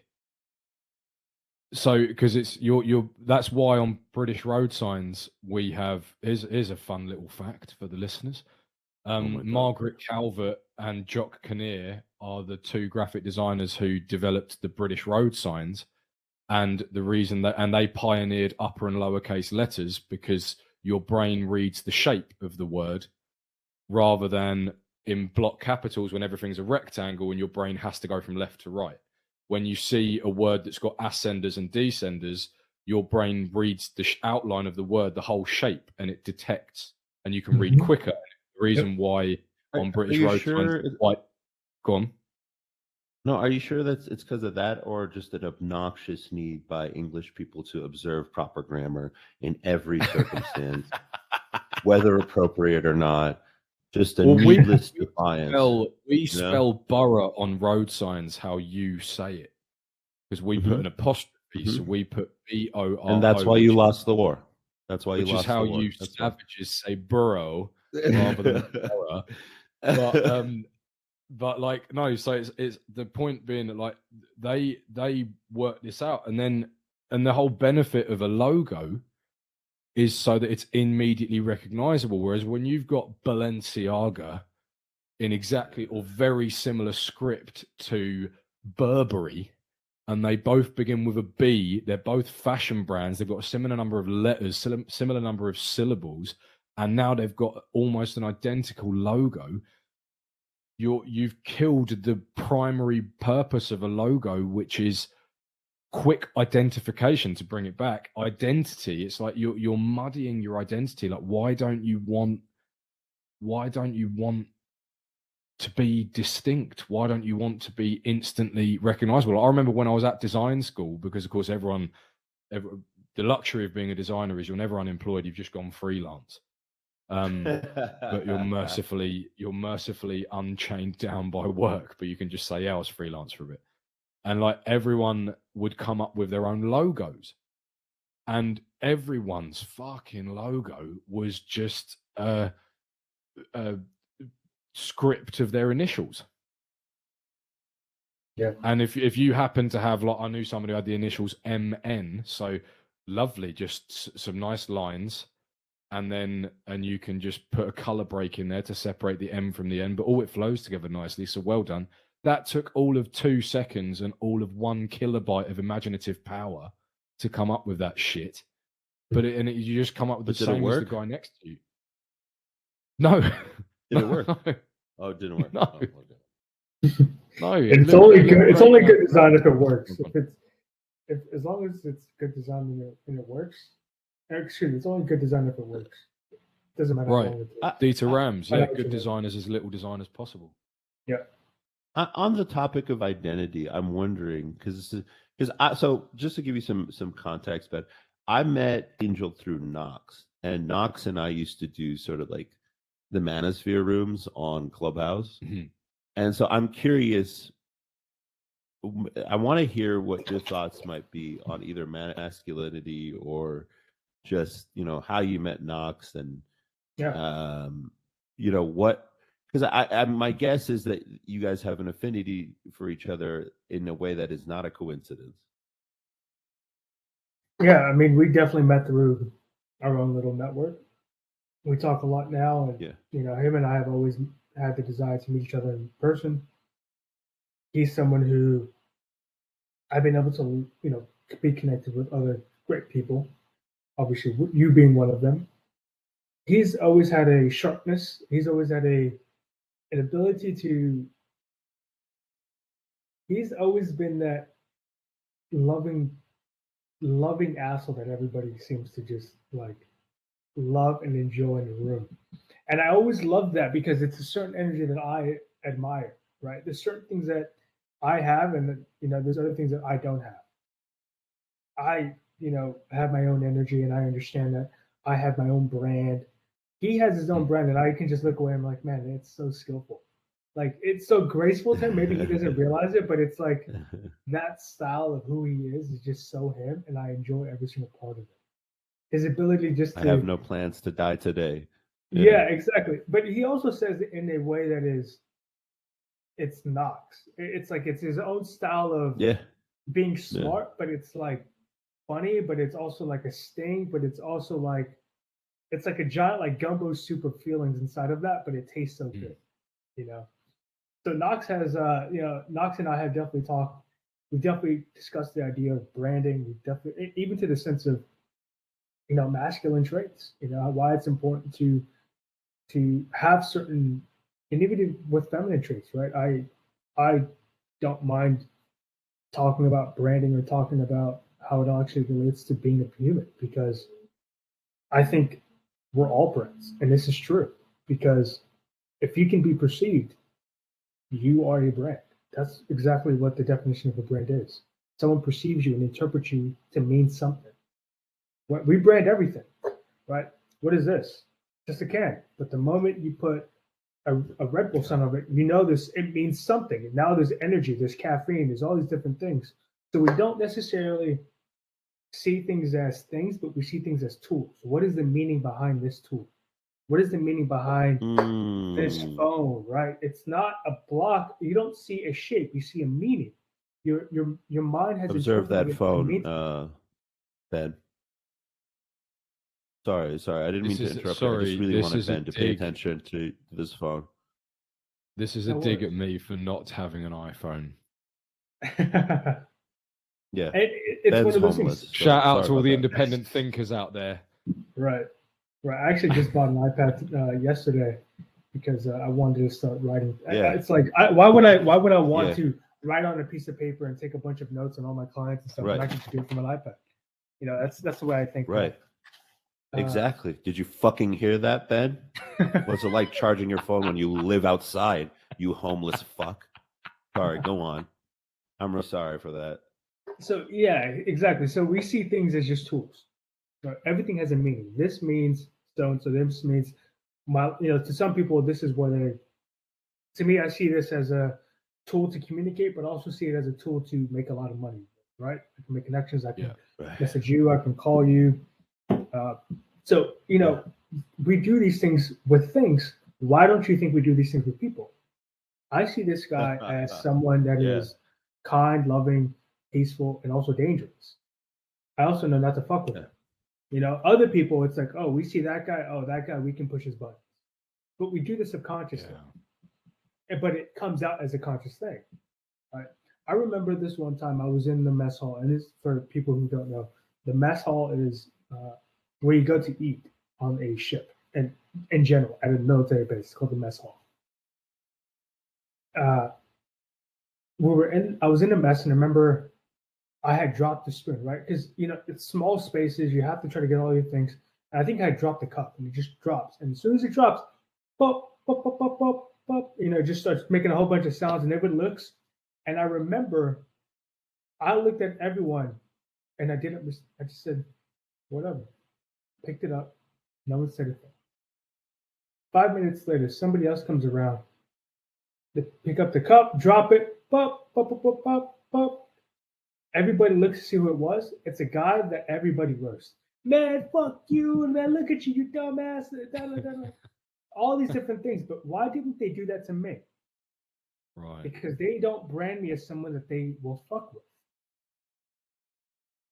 Yeah. I'm someone who's trained how to in Muay Thai. I've trained in Brazilian Jiu-Jitsu. I've trained in wrestling. I also train in a way that I'm obviously able to speak to people. I don't disrespect people. I do my best not to ever do that. I also speak in a way that commands respect. So when they saw me do it, their brand of me affected the way that they responded in public to me. Yeah. It's the same thing with other people. It's the same thing when and this is why I say you train people how to treat you. Based off of everything that you do, you train people how to treat you. And they'll keep doing what you allow them to do. They'll keep doing to you what you allow them to keep doing to you. So if somebody would have said, "Oh, Angel, you dropped the thing," I'm like, "And I'll drop another one. What are you going to do?" That's the type of person. I understand if you just submit to that energy, everybody's going to get trained to treat you that way. Mm-hmm. So I've always understood that a reputation and having a sense of respect you'll be treated differently. You'll be treated, sure, maybe you won't get invited to all the parties because, everybody knows that you don't drink, whatever. But at least I know that when I'm at work, I can focus on work and I don't have to worry about somebody trying to make a joke at it, trying to knock me off my chair because I made something drop in the mess hall. Like, I never heard about it. People don't care because I did it. If somebody else does it and that kid's a clown, they're going to pick on the clown, but not me. Yeah. So it's a really good point. Because it's like, what do you think? So on that subject then, when you're going back to being a kid, because I always, now that I'm an adult, I think one of the worst pieces of advice I ever got given when I was getting picked on at school was just ignore them and they'll leave you alone. Because, but it ties in beautifully with what you're saying, because by ignoring them, I'm not changing my brand. I'm leaving my brand to stagnate. Like, oh, you can keep hassling me, and all I'm going to do is try and suppress my reaction. Yeah. And then all it is to them, to the assailant, is challenge accepted. Let's see how far we can push this kid until we get a reaction out of him. Because then right, like, and I'm like, it's the whole thing of, and you hear people about it. Like, I remember hearing Tate talk about his story of the lunchbox on the bus, where he had these kids hassling him on the school bus. Can you describe that? Whose this is and what the story is described? Oh, sure, yeah. So for the 5 people who don't know, Andrew Tate, the eclectic, outspoken, very entertaining former kickboxing champion turned kind of, I don't know, kingpin of some kind of empire. We don't know what, but yeah, I think at this point it's got to be, right. Guy's worth hundreds of millions, but he has this story, and it's actually something that I really, really like about the guy. Is like, I love the tales of eating KFC on his private jet, because when he had no money, he ate KFC, and so now that he's got loads of money, he eats KFC on the private jet as like an anchor point to where he came from. And this ties in beautifully with what we've been talking about your story. He's never forgotten his story, and I think that's one of the reasons why he commands so much respect. Like, he talks about when he got his Bugatti, and how because there's only 60 of the damn things, you have to compete with other millionaires for Bugatti to sell you a car. You have to compete for them to take your money. And he was saying, like, part of my shtick was, I'm a rags to riches guy. I'm not just going to keep it in some collection. I'm going to drive it. I want people to see it. I want people to be inspired by it. See this guy who came from a council estate, which is the British equivalent of the projects, I suppose. So, like, a guy who came from a council estate now whipping in a Bugatti, like, that's going to be great for people to see. and like I've lost the point of it. Oh yeah, he talks about being on You the were talking bus. about the Talks lunch about being bus on the story. bus. Yeah. Yeah, and he keeps going to his dad for support. And he goes like, Dad, I've got these kids picking on me. I've got these kids picking on me. His dad just goes, what are you going to do about it? And then eventually it gets too much for the kid to the point where he smashes the guy in the face with his lunchbox and cuts him with the plastic of his lunchbox. And then they never bothered him again. Exactly. You know, and it's like, and that, but then to bring it back, like that's when to those bullies, that was when his identity changed in their eyes. Like, because they went like, oh, he's going to do something. There's consequences. There was no consequences from this, and now there is. Like, and it's that's a very valuable lesson because like I remember when I was a kid and I was getting picked on at school, my dad, that was getting picked on the bus, and my dad, I didn't know about this for I think 5 years until after it had happened. My dad found out what bus I was getting. I got off the bus. My dad was at the next stop and I didn't know.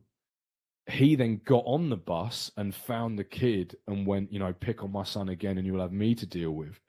And then that kid was then ostracizing me in front of everybody saying, oh, don't go anywhere near him. He'll just get his dad on you. And I had no idea what he was talking about. I only found out genuinely, I think it was 5 years later when my dad told me. It was like, yeah, I got on the bus one time and I found those kids. And like at the time I'm sitting there going like, and I still think it was a very good thing of him to do from a fatherly position. I don't know if it was the best thing he could have done. Right. Because he dealt with it for me. Yeah. Right. And I didn't know. So then the other thing is it then led me in a very compromising position where this bully's now got a new attack vector on me. Exactly. Of, you'll just get your dad on you, and I don't even know what he's talking about. I'm sitting there like, so not now he's got a new attack vector plus the confusion of me because I'm there going, what do you mean get my dad on you? I haven't done anything. And he knew something I didn't. That probably really infuriated him more. Yeah, it probably did. But it's like I know now as an adult that what my dad did was with the absolute best of intent. He was being a protective, instinctive, paternal man. Of someone's picking on my flock, they're picking on my pack. I'm going to deal with it. When it's like that tough love. It really does tie into the point of like what you're saying about I can no longer provide the stress test that you need as your parent. Now you need to go find it. You need to go find the hardship because I'm not going to like, because at that point, for example, yeah. So like at that point, I mean, I was a young, small kid. So like, you know, maybe there is some merit. Maybe it was the right thing to do, you know, because maybe I couldn't actually fend for myself at that point. And maybe it wasn't the right time for me to learn. Who knows? We can say anything with the benefit of hindsight, but it's like, that was me at like 12 or 13 or whatever.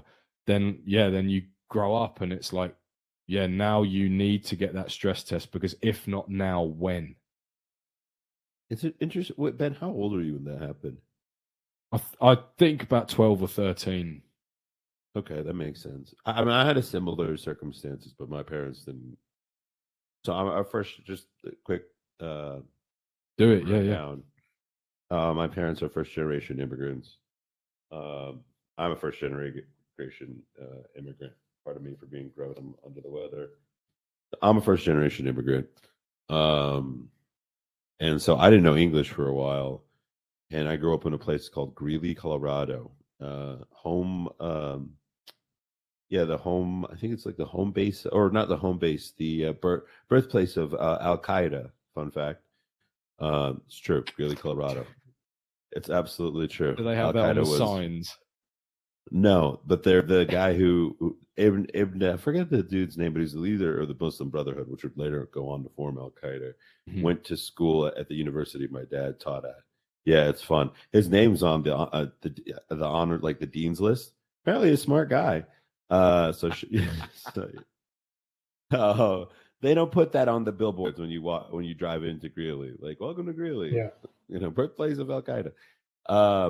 but what was interesting was that I was picked on a lot in elementary school. My English wasn't good at all. There's arguments it still isn't, but at the time it attracted a lot of attention. Also, I was really obsessed with school and doing well at school, right? And so It's a bad combo. it's a horrific combo, right? And I wasn't athletic, right? And not being the only, and like, first off, there's like 3 black people in Greeley. Like, as soon as I leave the town, like, the minority level, the diversity levels like just plummet, right? But like, and the other 2 are my mom and my brother, right? Because my dad's, I tell people, my dad's is white, but he's like the kind of white that has to get to the airport early, and so like we would. So like we'd have people come to us. So I'd have kids like, come up to us and come up to me and just like constantly just be messed with. Like being an unathletic black kid, it is rough in your early years. Yeah. It's like, I don't know what this is, fellas, but man, I can add numbers up real fast. And so like great way to make friends. And so I got bullied a lot, and I remember one day I just snapped. Like that was it. There were 2 kids. There were 2 or 3 kids. Like, I mean, there was one kid. I think one kid ran away. That's usually how it is, which is really interesting. It's like when 2 guys, like 3 guys, come at you for some reason. Like if one of them always ends up being a coward. But like 2 guys who came after me, one of them kind of like gave up, and then one of them I was not gonna let go of him. And I beat the shit out of him. Like they took pictures. I was in elementary school. I was like, I don't know, probably 10 or 11 or something like that. But they took pictures as like evidence. It's like what I did to this kid. And that whole time I had like perfect academic and sort of behavioral performance. And so they were kind of like shocked. They were like, what the, and they're like, normally we would just expel someone, but like, you don't really have a history of this. So we're just going to like suspend you for like a day or 2. And which is like the dumbest thing. Well, here's what happened. So my mom was super upset with me. My dad, I don't know if he gave a shit, to be honest with you. He was I'd be proud. Out doing his he didn't do his, but what my mom did, which is really funny. It's funny you say that you'd be proud. What my mom did was, she was upset with me, and her nephew's my cousin, who's much older than me, who I looked up to at the time. She called him in the Sudan, which is where she's from, which is where half of me is from, and she said, "Hey, talk to this kid because he just got suspended from school for beating the hell out of this kid." And the guy's name is Ahmed, if you will, and she hands me the phone. And Ahmed asked me, what does he say? He says, so he was messing with you, and I was like, in Arabic, and I was like, yeah. And he like, was he white? And I was like, yeah. And he was like, good job. Be back to your mom. And that was it. That was the end of the. That was the end of the conversation. Like he didn't care at all.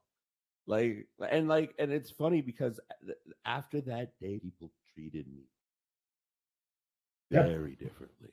Yeah. Very. You become formidable. That's the thing that people are measuring, right? That's what people measure when it comes to respect. It's not, are you nice or can you fight? It's, are you formidable? If I fuck with this guy, what's going to be the consequence? Is he going to make me look stupid? Is he going to beat me up? Is he going to, am I going to look stupid if I challenge him? It's to what people are constantly measuring each other.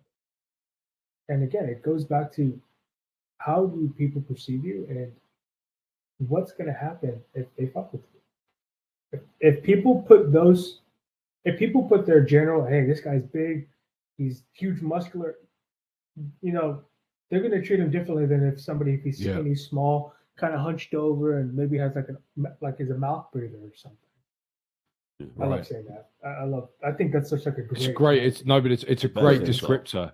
It's a good because it tells you so much. It's one of those. It says so much. It says so much, and this is what I say. Yeah. Everybody is communicating, and I don't mean everybody is in one word. I mean every space body. The body communicates who you are. If you're walking into a room and your shoulders back, your chest is out, and you have a nice, smooth stroll across the room, you'll get a lot of eyes. If you're dressed with a leather jacket and you have a Ukrainian beauty chick right next to you, and you're walking in and she looks sexy as hell too, and she's taller than you, because I'm a pretty short guy, yeah, you're going to get some looks too. Yeah. But I completely understand that how I treat myself and what I allow. If I were to have some other girl that's not attractive, who's overweight, who's snapping at me, why? And I take that out. It's a representation of me. And I say this at the same time too. Who you hang out with is a representation of you as well. So if you're rolling with your boys, and some of them don't know how to fight, or let's say one of the ones like a little fucking chihuahua talks a bunch of shit and pops out his pro, he's a representation of you. If you don't check that, he's gonna fuck up everything that you're trying to build. It's a very good point. That's a really good point about who you're with, because it's amazing how, and I say this as somebody who's, I'm not particularly into astrology or anything like that, but I consider myself scientific, but there is an energy. There is, and I believe there is a scientific explanation for this that we just haven't discovered yet or haven't articulated yet. But there is an energy, and people can detect it about you. Yeah, of course. It magnifies when you're in a group. Like, it's amazing how how you said there, Baz, like, you're probably now, maybe we all are, of an age and a disposition where the coward who's going to run away when the group of people confront you, you could probably identify him just based on body language at this point. Just based on past experience. Like, for example, I remember saying this once, like, and maybe this is like, because, for example, you said, Angel, that you're highly trained in various I'm not highly combat trained. sports. I'm still training. I'm still a student of the game. Right. I just understand so it's like the dynamics of it. Sure, we'll say that. But it's the idea that, and I'm sure you've noticed this, particularly being in the military, is the ones who are trained, or basically the ones who've taken a smack, are the least likely to go looking for physical confrontation. Counterintuitively, to the untrained, I would say. They're the ones who aren't interested. They aren't interested. Baz and I were talking about this the other day. They're not interested in a physical altercation. They're not even interested in talking. I'll even say this. Yep. Yeah. I'm more scared of the guy that is letting you talk. Letting you talk and talk. Blah, blah, blah. Oh, yeah. Oh, I'm going to do this to you. I'm going to do this. Okay. All right. Come on. Baz, your camera angle has changed, or there's something in front of your camera. Don't worry about it.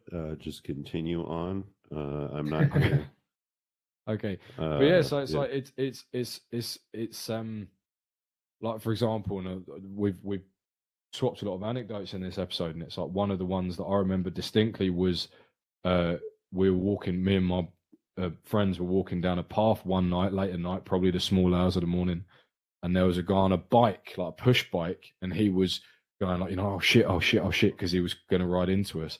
And one of the guys I was with went, look where you're fucking going, or what the fuck are you playing at, or something like that, right? And this guy immediately chucks his bike down and goes, what did you fucking say? And then I remember, like, stepping in and going like, don't worry, he doesn't know what he's saying. Sorry about him, about my friend. And then this guy goes like, oh, all right, mate. And then walks on. And then my friend goes, why did you say that? And it was like, were you ready to hit him? Because he was ready to hit you. You weren't, and you weren't ready, and he smelt it on you. I don't remember if I said this bit, but like I believed it at the time, and I believe it now. The reason he threw his bike down and the reason he squared up is because he knew there was an energy that you gave off that went, I'm not going to hit you. and he knew, so he was like, well, I'm going to hit you. So he was ready for a brawl, and you weren't. So like, why would you put yourself in that situation? Cockiness. It's like I said, I'm not only have I enjoy training and I enjoy combat sports, but I've also seen what happens. Well, I've seen what war can do, and I'm not saying individual. I'm talking Yeah. about on a mass scale. I don't like violence. I think violence is. I was so part of when I was stationed in Italy. For people who don't know, I was stationed in Italy, and one of the things that I chose to be responsible for was it's called safety. And my job was to essentially train all of my guys, everybody in the shop, how to deal with emergency situations. And I'm not talking about casualty to the system or casualty to a computer. I'm talking about casualty to a person. Because we were so, I was working in the compound that was very much far away from everyone. You needed certain clearances and blah, blah, blah. And it probably would take 20 to 30 minutes before actual help could actually arrive.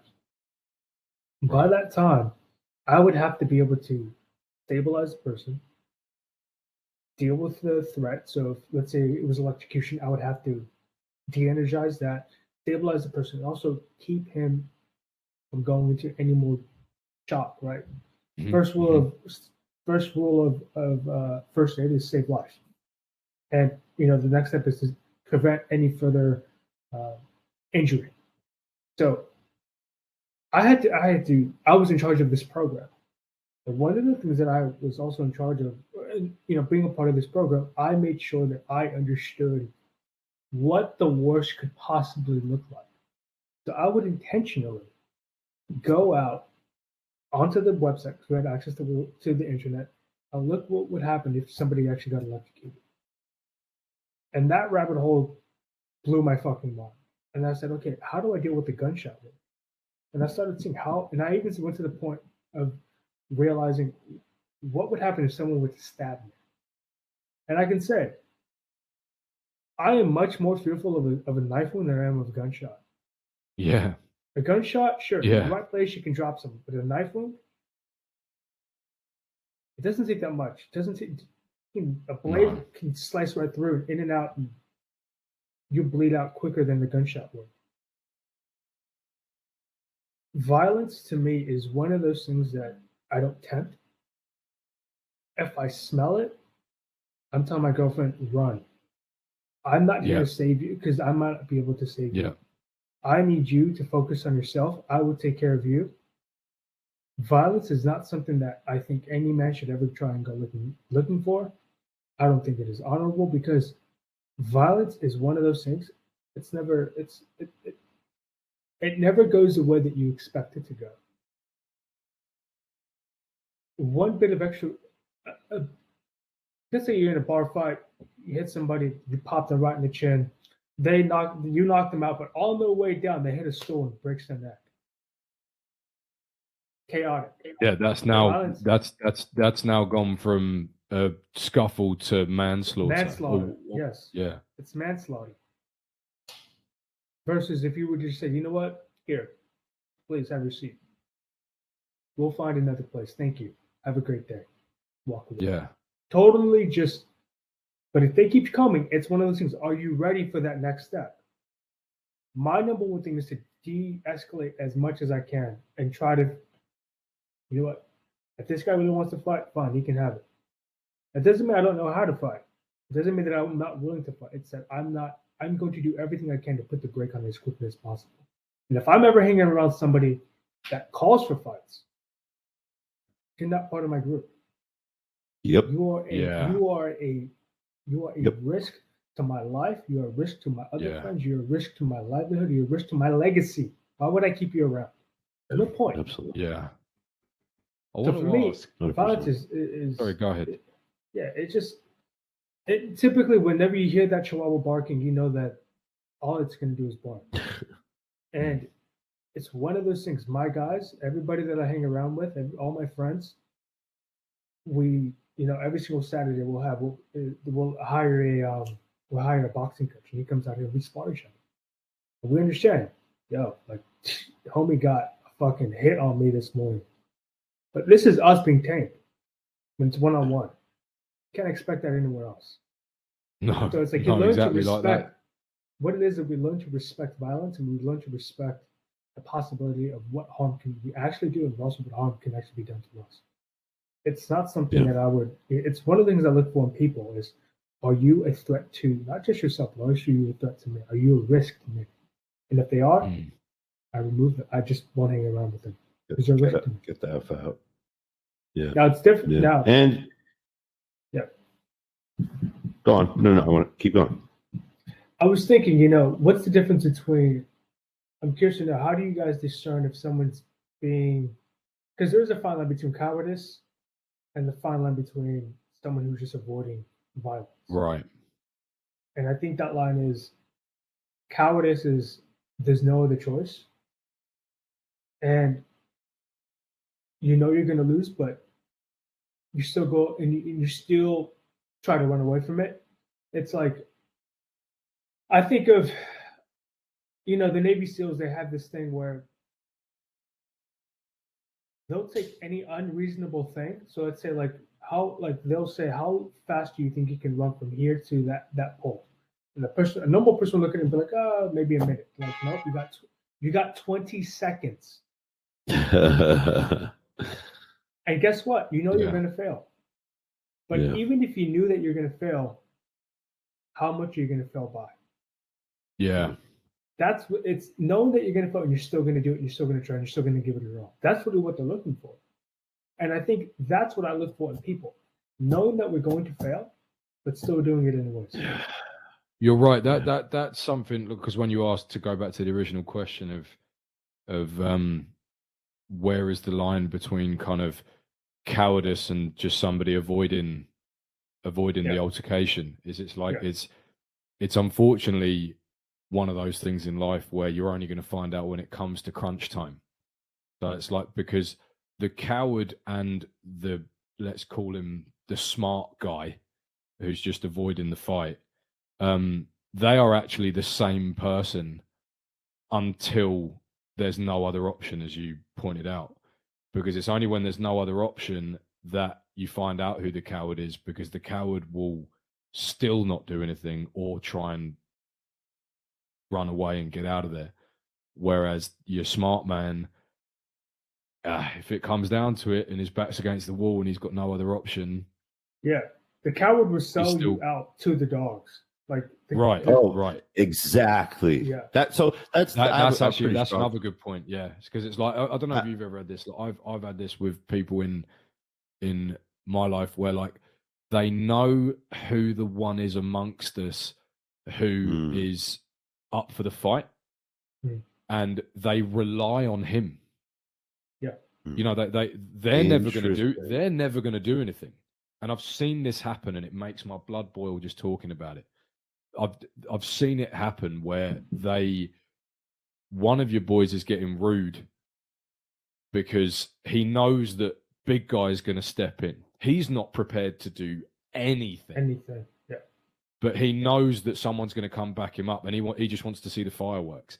That, to me, is the coward before crunch time. That's an example of the coward out in the open, like naked.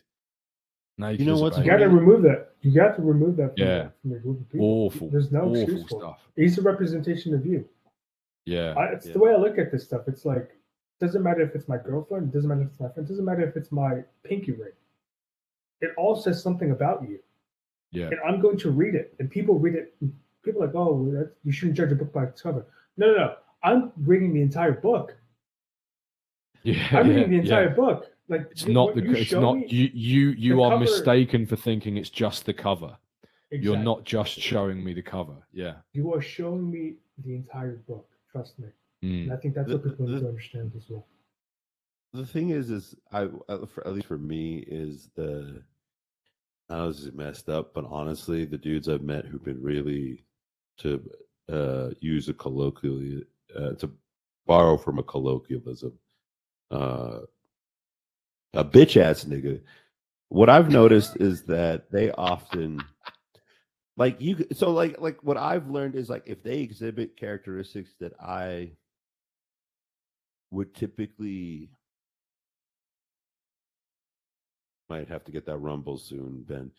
If they exhibit characteristics that I actually kind of attribute with women, and not the bad characteristics with women, but the sort of Uncontrolled, yeah, chaotic, the dark sort emotional. of like anti-social. Yeah, it's exactly when there's a difference between a man when you probably are familiar with this. Oh yeah.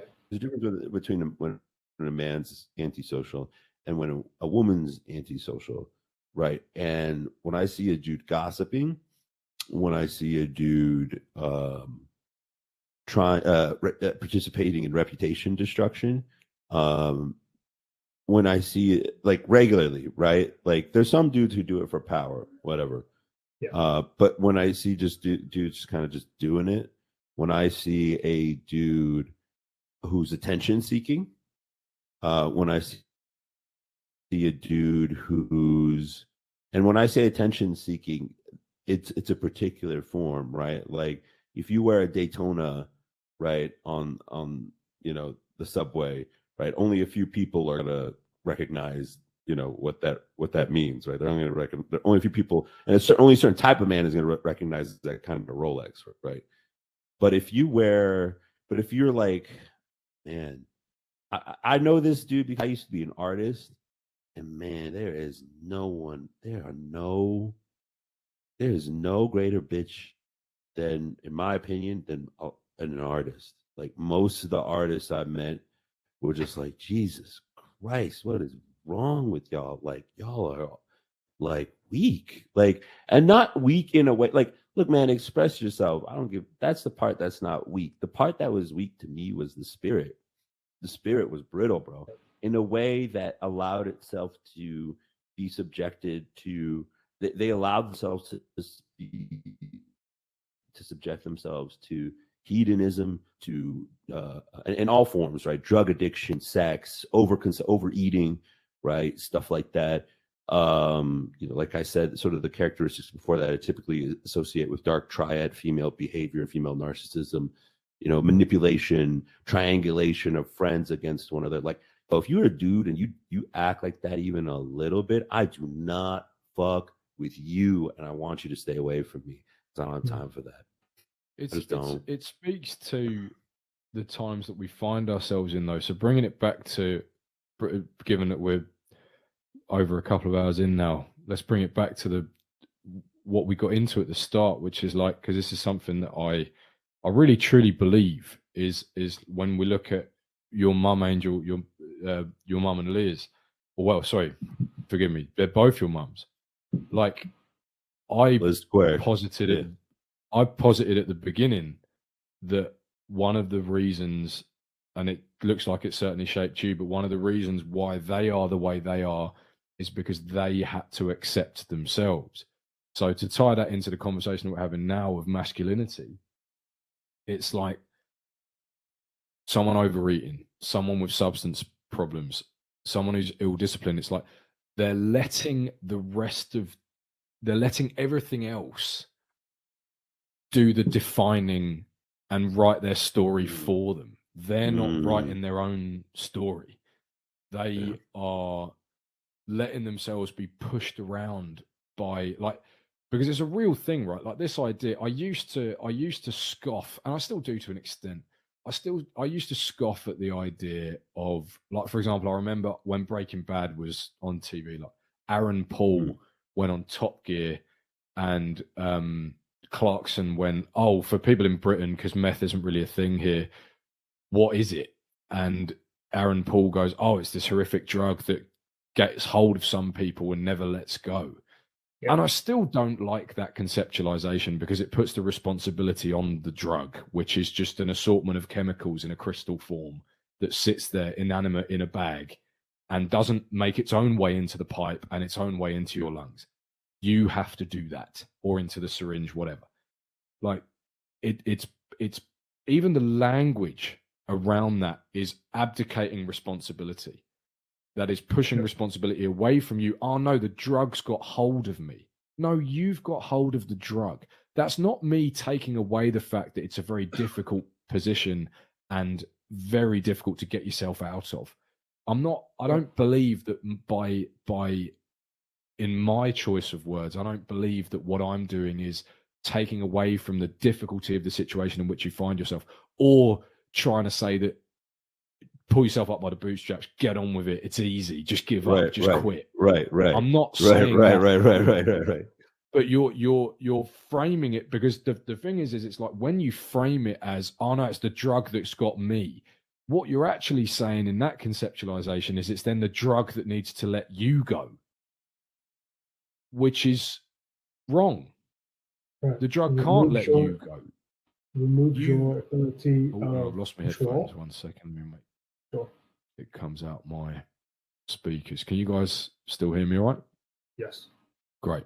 So it's like that conceptualization is never going to get you anywhere of like, because if it's the idea that you're waiting for something to happen, and it's kind of I think that's a change that a lot of, I was going to say men, but I think everybody goes through it. But let's focus on the masculine here. It's like, it's when, that's what we've talked about a lot in this conversation, is when you as a man have had to realize that you've got to do it for yourself, and that switch has to flip. Like, oh, I'm responsible for me.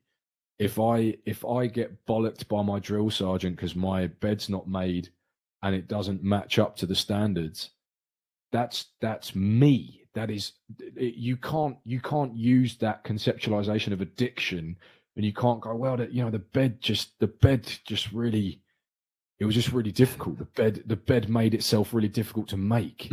Like, that doesn't wash. And it's like, but then you get labeled as insensitive. And I'm convinced that I'm actually being the more sensitive one, because I'm framing it so that you're in control. Exactly. And you need to be in control in order to dig yourself out of that hole. Absolutely. Can I tell you something, Ben? The best advice I got on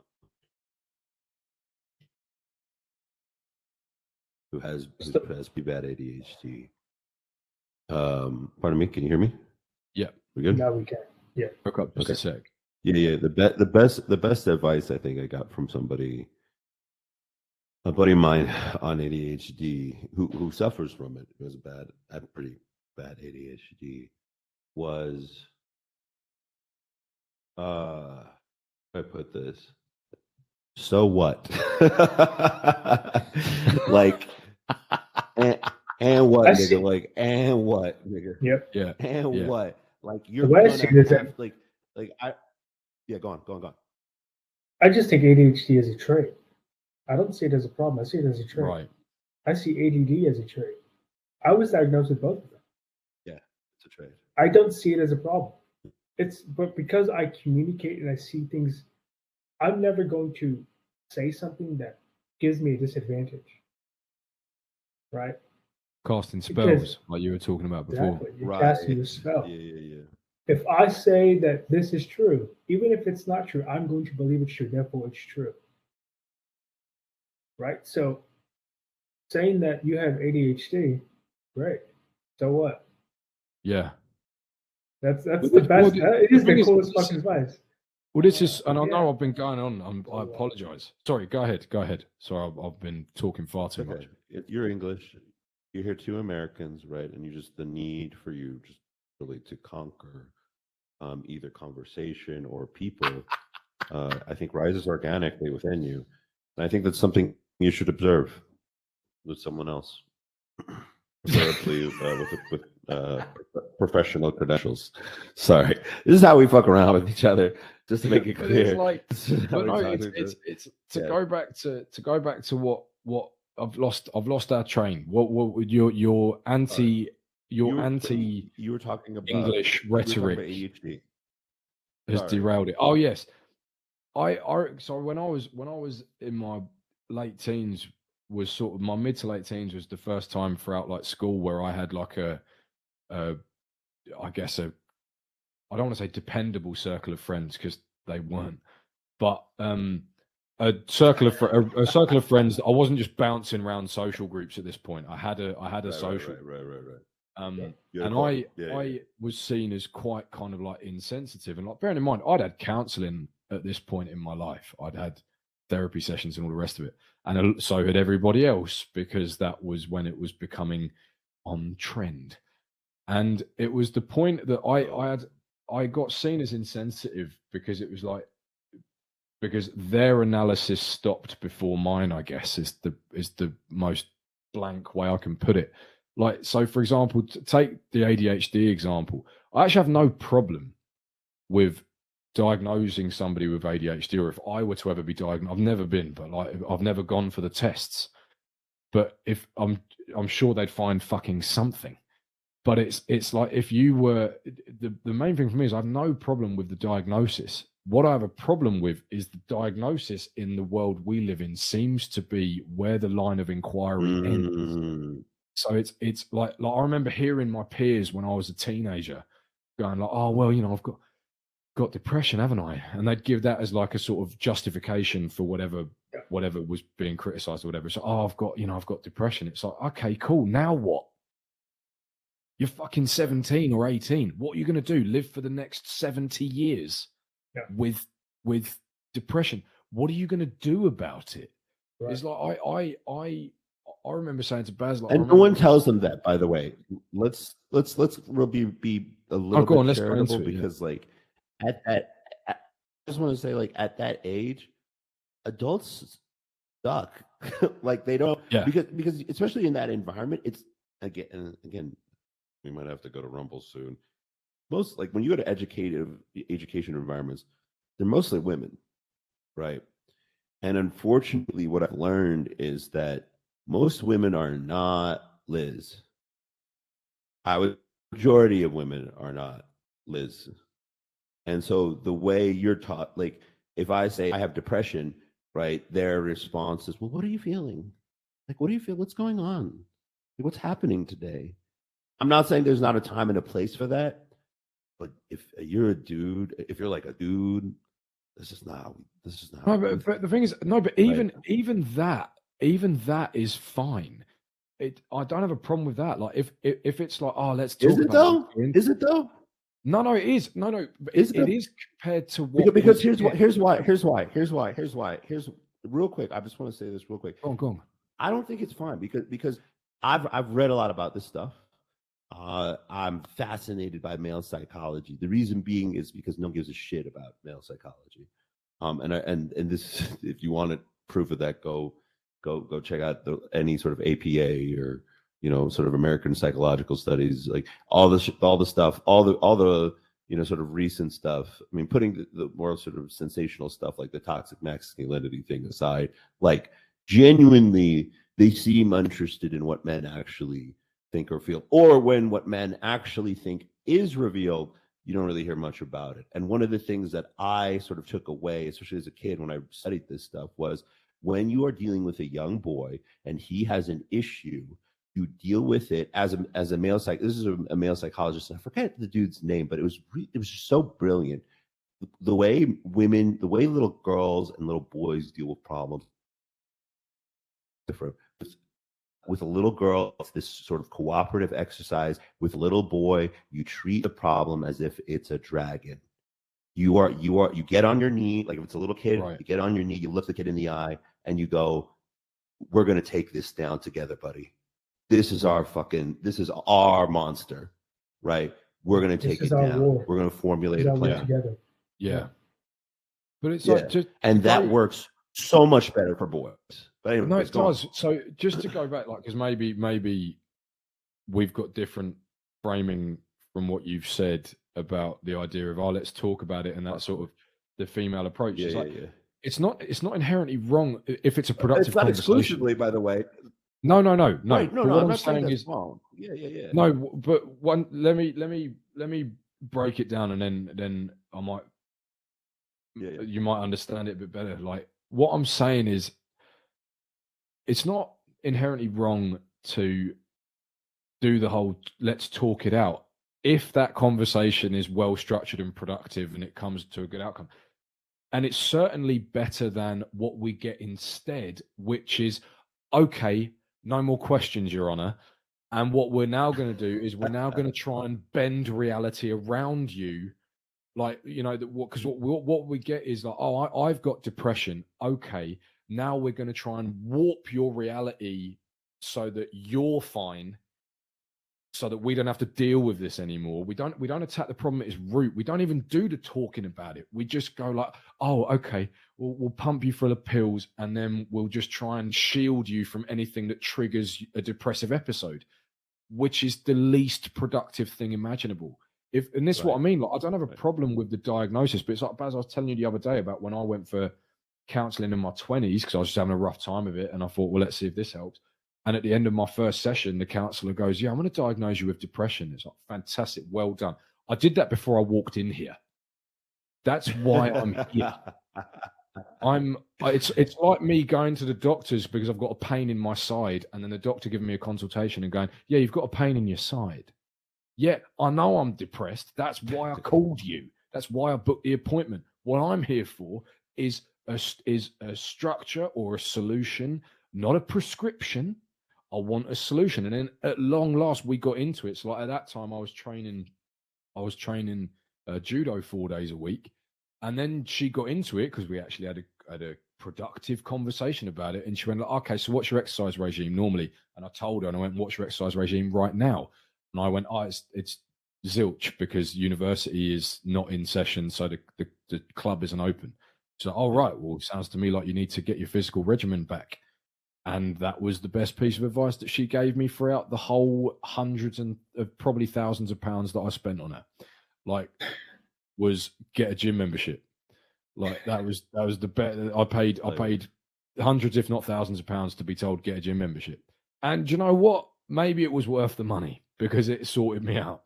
But it's just that's what I mean. Is like her line of inquiry stopped with, okay, you're depressed. Cool. Next, there's a prescription. Fuck off to the chemist. Next one. Yeah, you've probably got anxiety. Go away. You go. You look a bit skinny. Anorexia, not my field. Fuck off. Like, you know, it's just it's lazy. But here's the thing, Ben. Like, and I'm glad it worked out for you. And I hear what you're saying. But you see how even with you were like, I'm coming here to look for a problem, or not for a problem, solutions to my problem. Right. It's that same dynamic, I think, with little, not to say that you're a young guy and I make fun of you for being young a lot. I'm not saying you're a little boy, but like it's the same thing with little boys. They're looking for that, the instructions they need to slay that dragon, right? Whether it be ADHD, go on. Here's the thing too with that. You're absolutely right. I 100% agree with the sense that if a kid goes up, right, I've seen this in like life. A kid is walking with their parents and then the kid falls. What is the first thing the kid does? He looks right at the parents. Yeah. If the parents don't react, how do I react? Get up. They know it's just a fall. I'm good. Yeah. If they go, oh my God, he fell. Yeah. They start crying because they're reacting towards you. They're looking for the validation. And you know, I think we do that a lot. We go to the doctors to look for validation from a medical perspective. I don't think depression is a medical concern. I think it's a cultural concern. It has nothing to do with medical. Yeah, I definitely agree. It's a cultural thing. Depression is a result of you not having certain things in your life together, and that you're not practicing a certain part of you that is biologically driven inside of you, which is to go and conquer as men. Right. I don't think that's a medical thing. You can't cure that. It's a cultural thing. It's a lifestyle thing that you would have to cure with. And this is why I think the best advice that girl gave you was to go get a gym. She put you on a lifestyle regime. It's a lifestyle condition. And I think depression is one of those things. It's like, I say, we're all living in trances. When you say I am depressed, what you're doing is you're grabbing a hat that says I am depressed and you're putting it on your head. Some people will never take off that hat. Yeah. Some people will never take off the hat. Other people will say, you know what, my life is going really bad. I'm going to do something about it. And they put on that hat. They flip it off. Yeah. They put it on, but it's only when they're ready. And what I think is that they like the comfort shield, don't they? They like the idea. But see, this is how identity is so profound in the sense that they found comfort in that world of pain that they know of. Right. I am comfortable enough to just say I'm depressed, and then I can leave that as is, and everything else will make sense in my life. Instead of saying, you know, I don't want to be. And by the way, and now I have other people. I have other people to connect with. I have other people to share this identity with. I have other people to talk about this sort of miserable identity. Well, I also have other people qualifying my identity. Yeah, you guys are both right. I don't think depression's a medical thing. I think it's a cultural thing. I think it's a lifestyle thing as well. But I digress. I think you haven't digressed at all. To me, that's a very profound point. That it is a cultural thing. It's a cultural virus. But then also the idea that and then also the idea that when you tie it into identity, because that now I'm even looking back at the story I was telling about being seen as insensitive as an adolescent amongst my peers, because I was, to use the modern parlance, denying their identity. Because I was going like, okay, now what? And it was like, you've got your depression. Now what? Whereas they're going like, no, that's it. That's me. I am depressed. That makes up my being. You're Ben and you do judo. I'm Steve and I'm depressed. I mean, how would you guys feel? I'm sad and listen to the Smiths. Right, exactly. How would you guys feel if, let's say, you identify as a judo practitioner, and someone came around and said, no, you're not a judo practitioner. You'd be like, fuck you. Right, yeah. It's the same thing to them. Yeah. I am depressed. How dare you not acknowledge that, right? It is. But see, that's the thing. It's like, I understand this because my job is to understand perception. This is how I help companies grow. It's because I don't care about you in the sense that, like, we can't control perception in somebody else's mind. I can only influence. That's the difference that's what branding is for. Correct. I can't force you to think of me a certain way, but I can do things. I can dress certain ways. I can put on tattoos. I can grow out my mustache for you to perceive me a certain way, to perceive me as a certain attitude or a certain brand, right? But the moment that I say I am this, and you no longer see this, because we have our own perception of who we see ourselves. And in that sense, this is why we say, I am this. When somebody comes around and says, I don't see you as that, as a matter of fact, I see you as the opposite, it's an insult to the entire reality. It's not just an identity, it's the entire reality that you're completely dismissing. So to anybody who's listening and wants to figure out, okay, how do I go about life without insulting people? All I would say is just learn to show respect at the end of the day. Right. And what does that mean to you? What does showing respect mean to you? You stop trying to change people. Stop trying to activate. Stop trying to convince, because they don't want to be convinced. Some people, I remember one of my mentors told me this. He says, some people are in this world as an example of what not to be. That's a sole purpose in this life. Fire. That is fire. But I think it's true. That is fire. Yeah, so even the useless. It is true. Exactly. Even the useless have a use now. That's a useless mind. That's a useless trance. That's a useless hat to put on. I will not put on that hat. I refuse to put on that hat because I see what it's done for that person. If you look at somebody's life and you recognize that is not what you want to be, why would you take advice from them? Why would you take on their reality? Why would you listen to anything they have to say? So take that one home with you, guys. Next time you see somebody you definitely don't want to be, go up to them and thank them for showing you that you don't want to be anything like that. Hey, yo, bro, no, that shit is for real. There's in my building, man. So, long story short, bro, like, suffice it to say this. I ain't never seen a millionaire who can't order a personal trainer. But this dude apparently is the first. This dude is the first. And that is something like you know, before you came in, Ben, like I was showing Angel just how I eat very simply. I eat very plainly. I train very like there's a way, like, you know, my assistant today was like, and I'm not saying this to like kind of like to flex, but like for real, she was like, I'm really impressed about how the way you stay focused, because you told me that you do have ADHD, but somehow you just fucking, and Ben knows about me, like I just work. I work, right? And I'll work out, and but like everything I eat reflects that. Like meat and potatoes, no additives, nothing added to. I've got some hot sauce on it because I'm, you know, there's still the Eastern part of me, and I need some spice, right?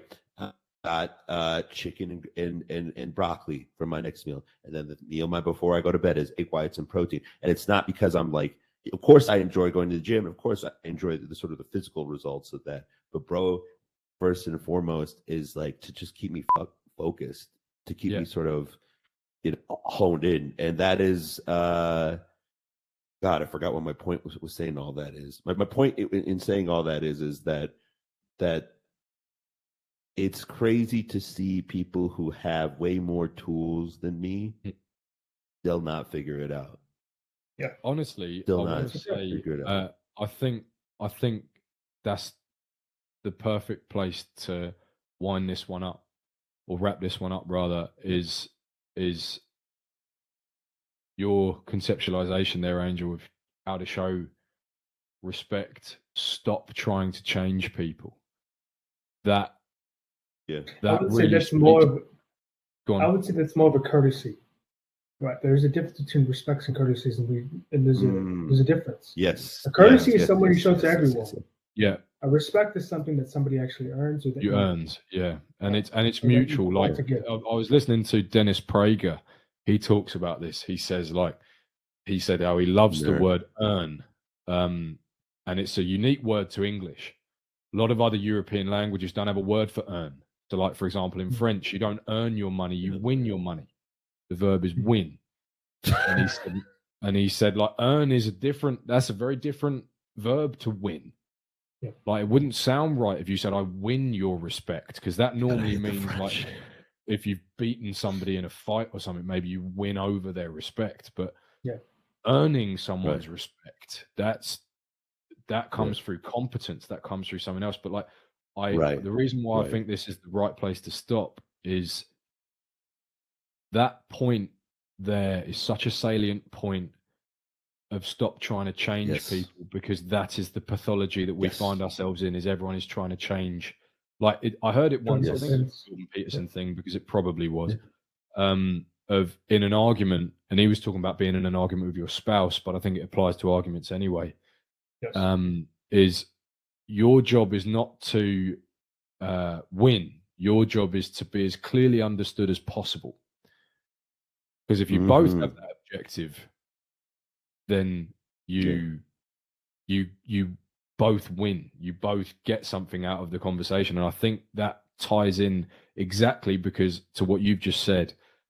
That's the idea of just aiming to be as clearly understood as possible, to what you've said this evening in this recording about, you know, whether it's your pinky ring, or whether it's how you dress, or whether it's your hairstyle, or whether it's you speak. That's you articulating to the world. You're not trying to change anyone. You are letting the world know about you, which is far more productive, especially if everyone else does it, rather than you as one individual trying to change other people. I honestly think that is a brilliant place to wrap this one. Thank you, Jeremy. And that renouncing of that, and then just to piggyback, renouncing that adversarial energy, because the reason why I brought up the millionaire guy was I did try to change him.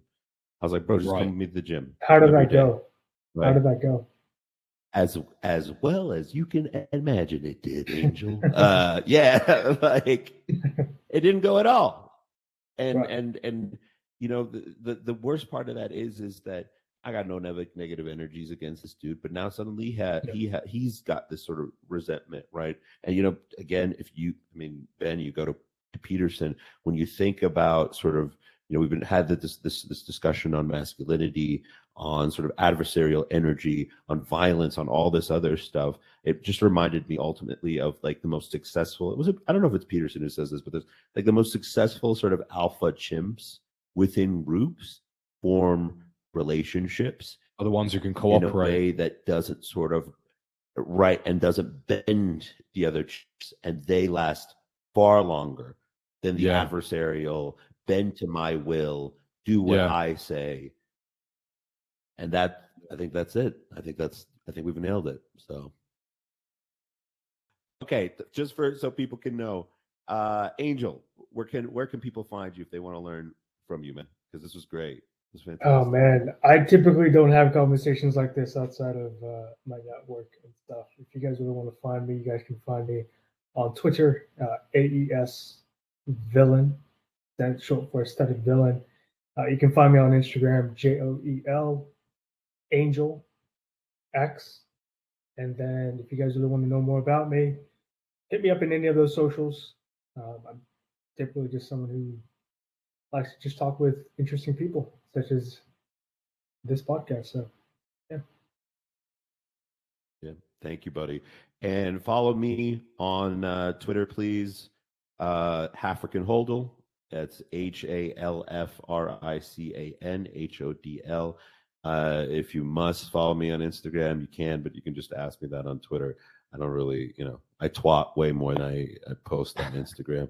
And then if you want to follow the dude below me, or the dude next to me, because I know he'll forget to say this, it's at Ben Has Words. Very funny guy, very smart guy. Definitely give him a follow. And thanks to our producer Tyler, we now have an official Twitter account at RAISINBREADTALK. Follow us there, guys, please. We've got so many good. Ben and Tyler know this. I've been working real hard. We've all been working real hard to get as many cool people, just as cool as Angel and beyond, to come and sit down and talk with us. Thank you so much, man. That was a lot of fun. That was great. Thank you.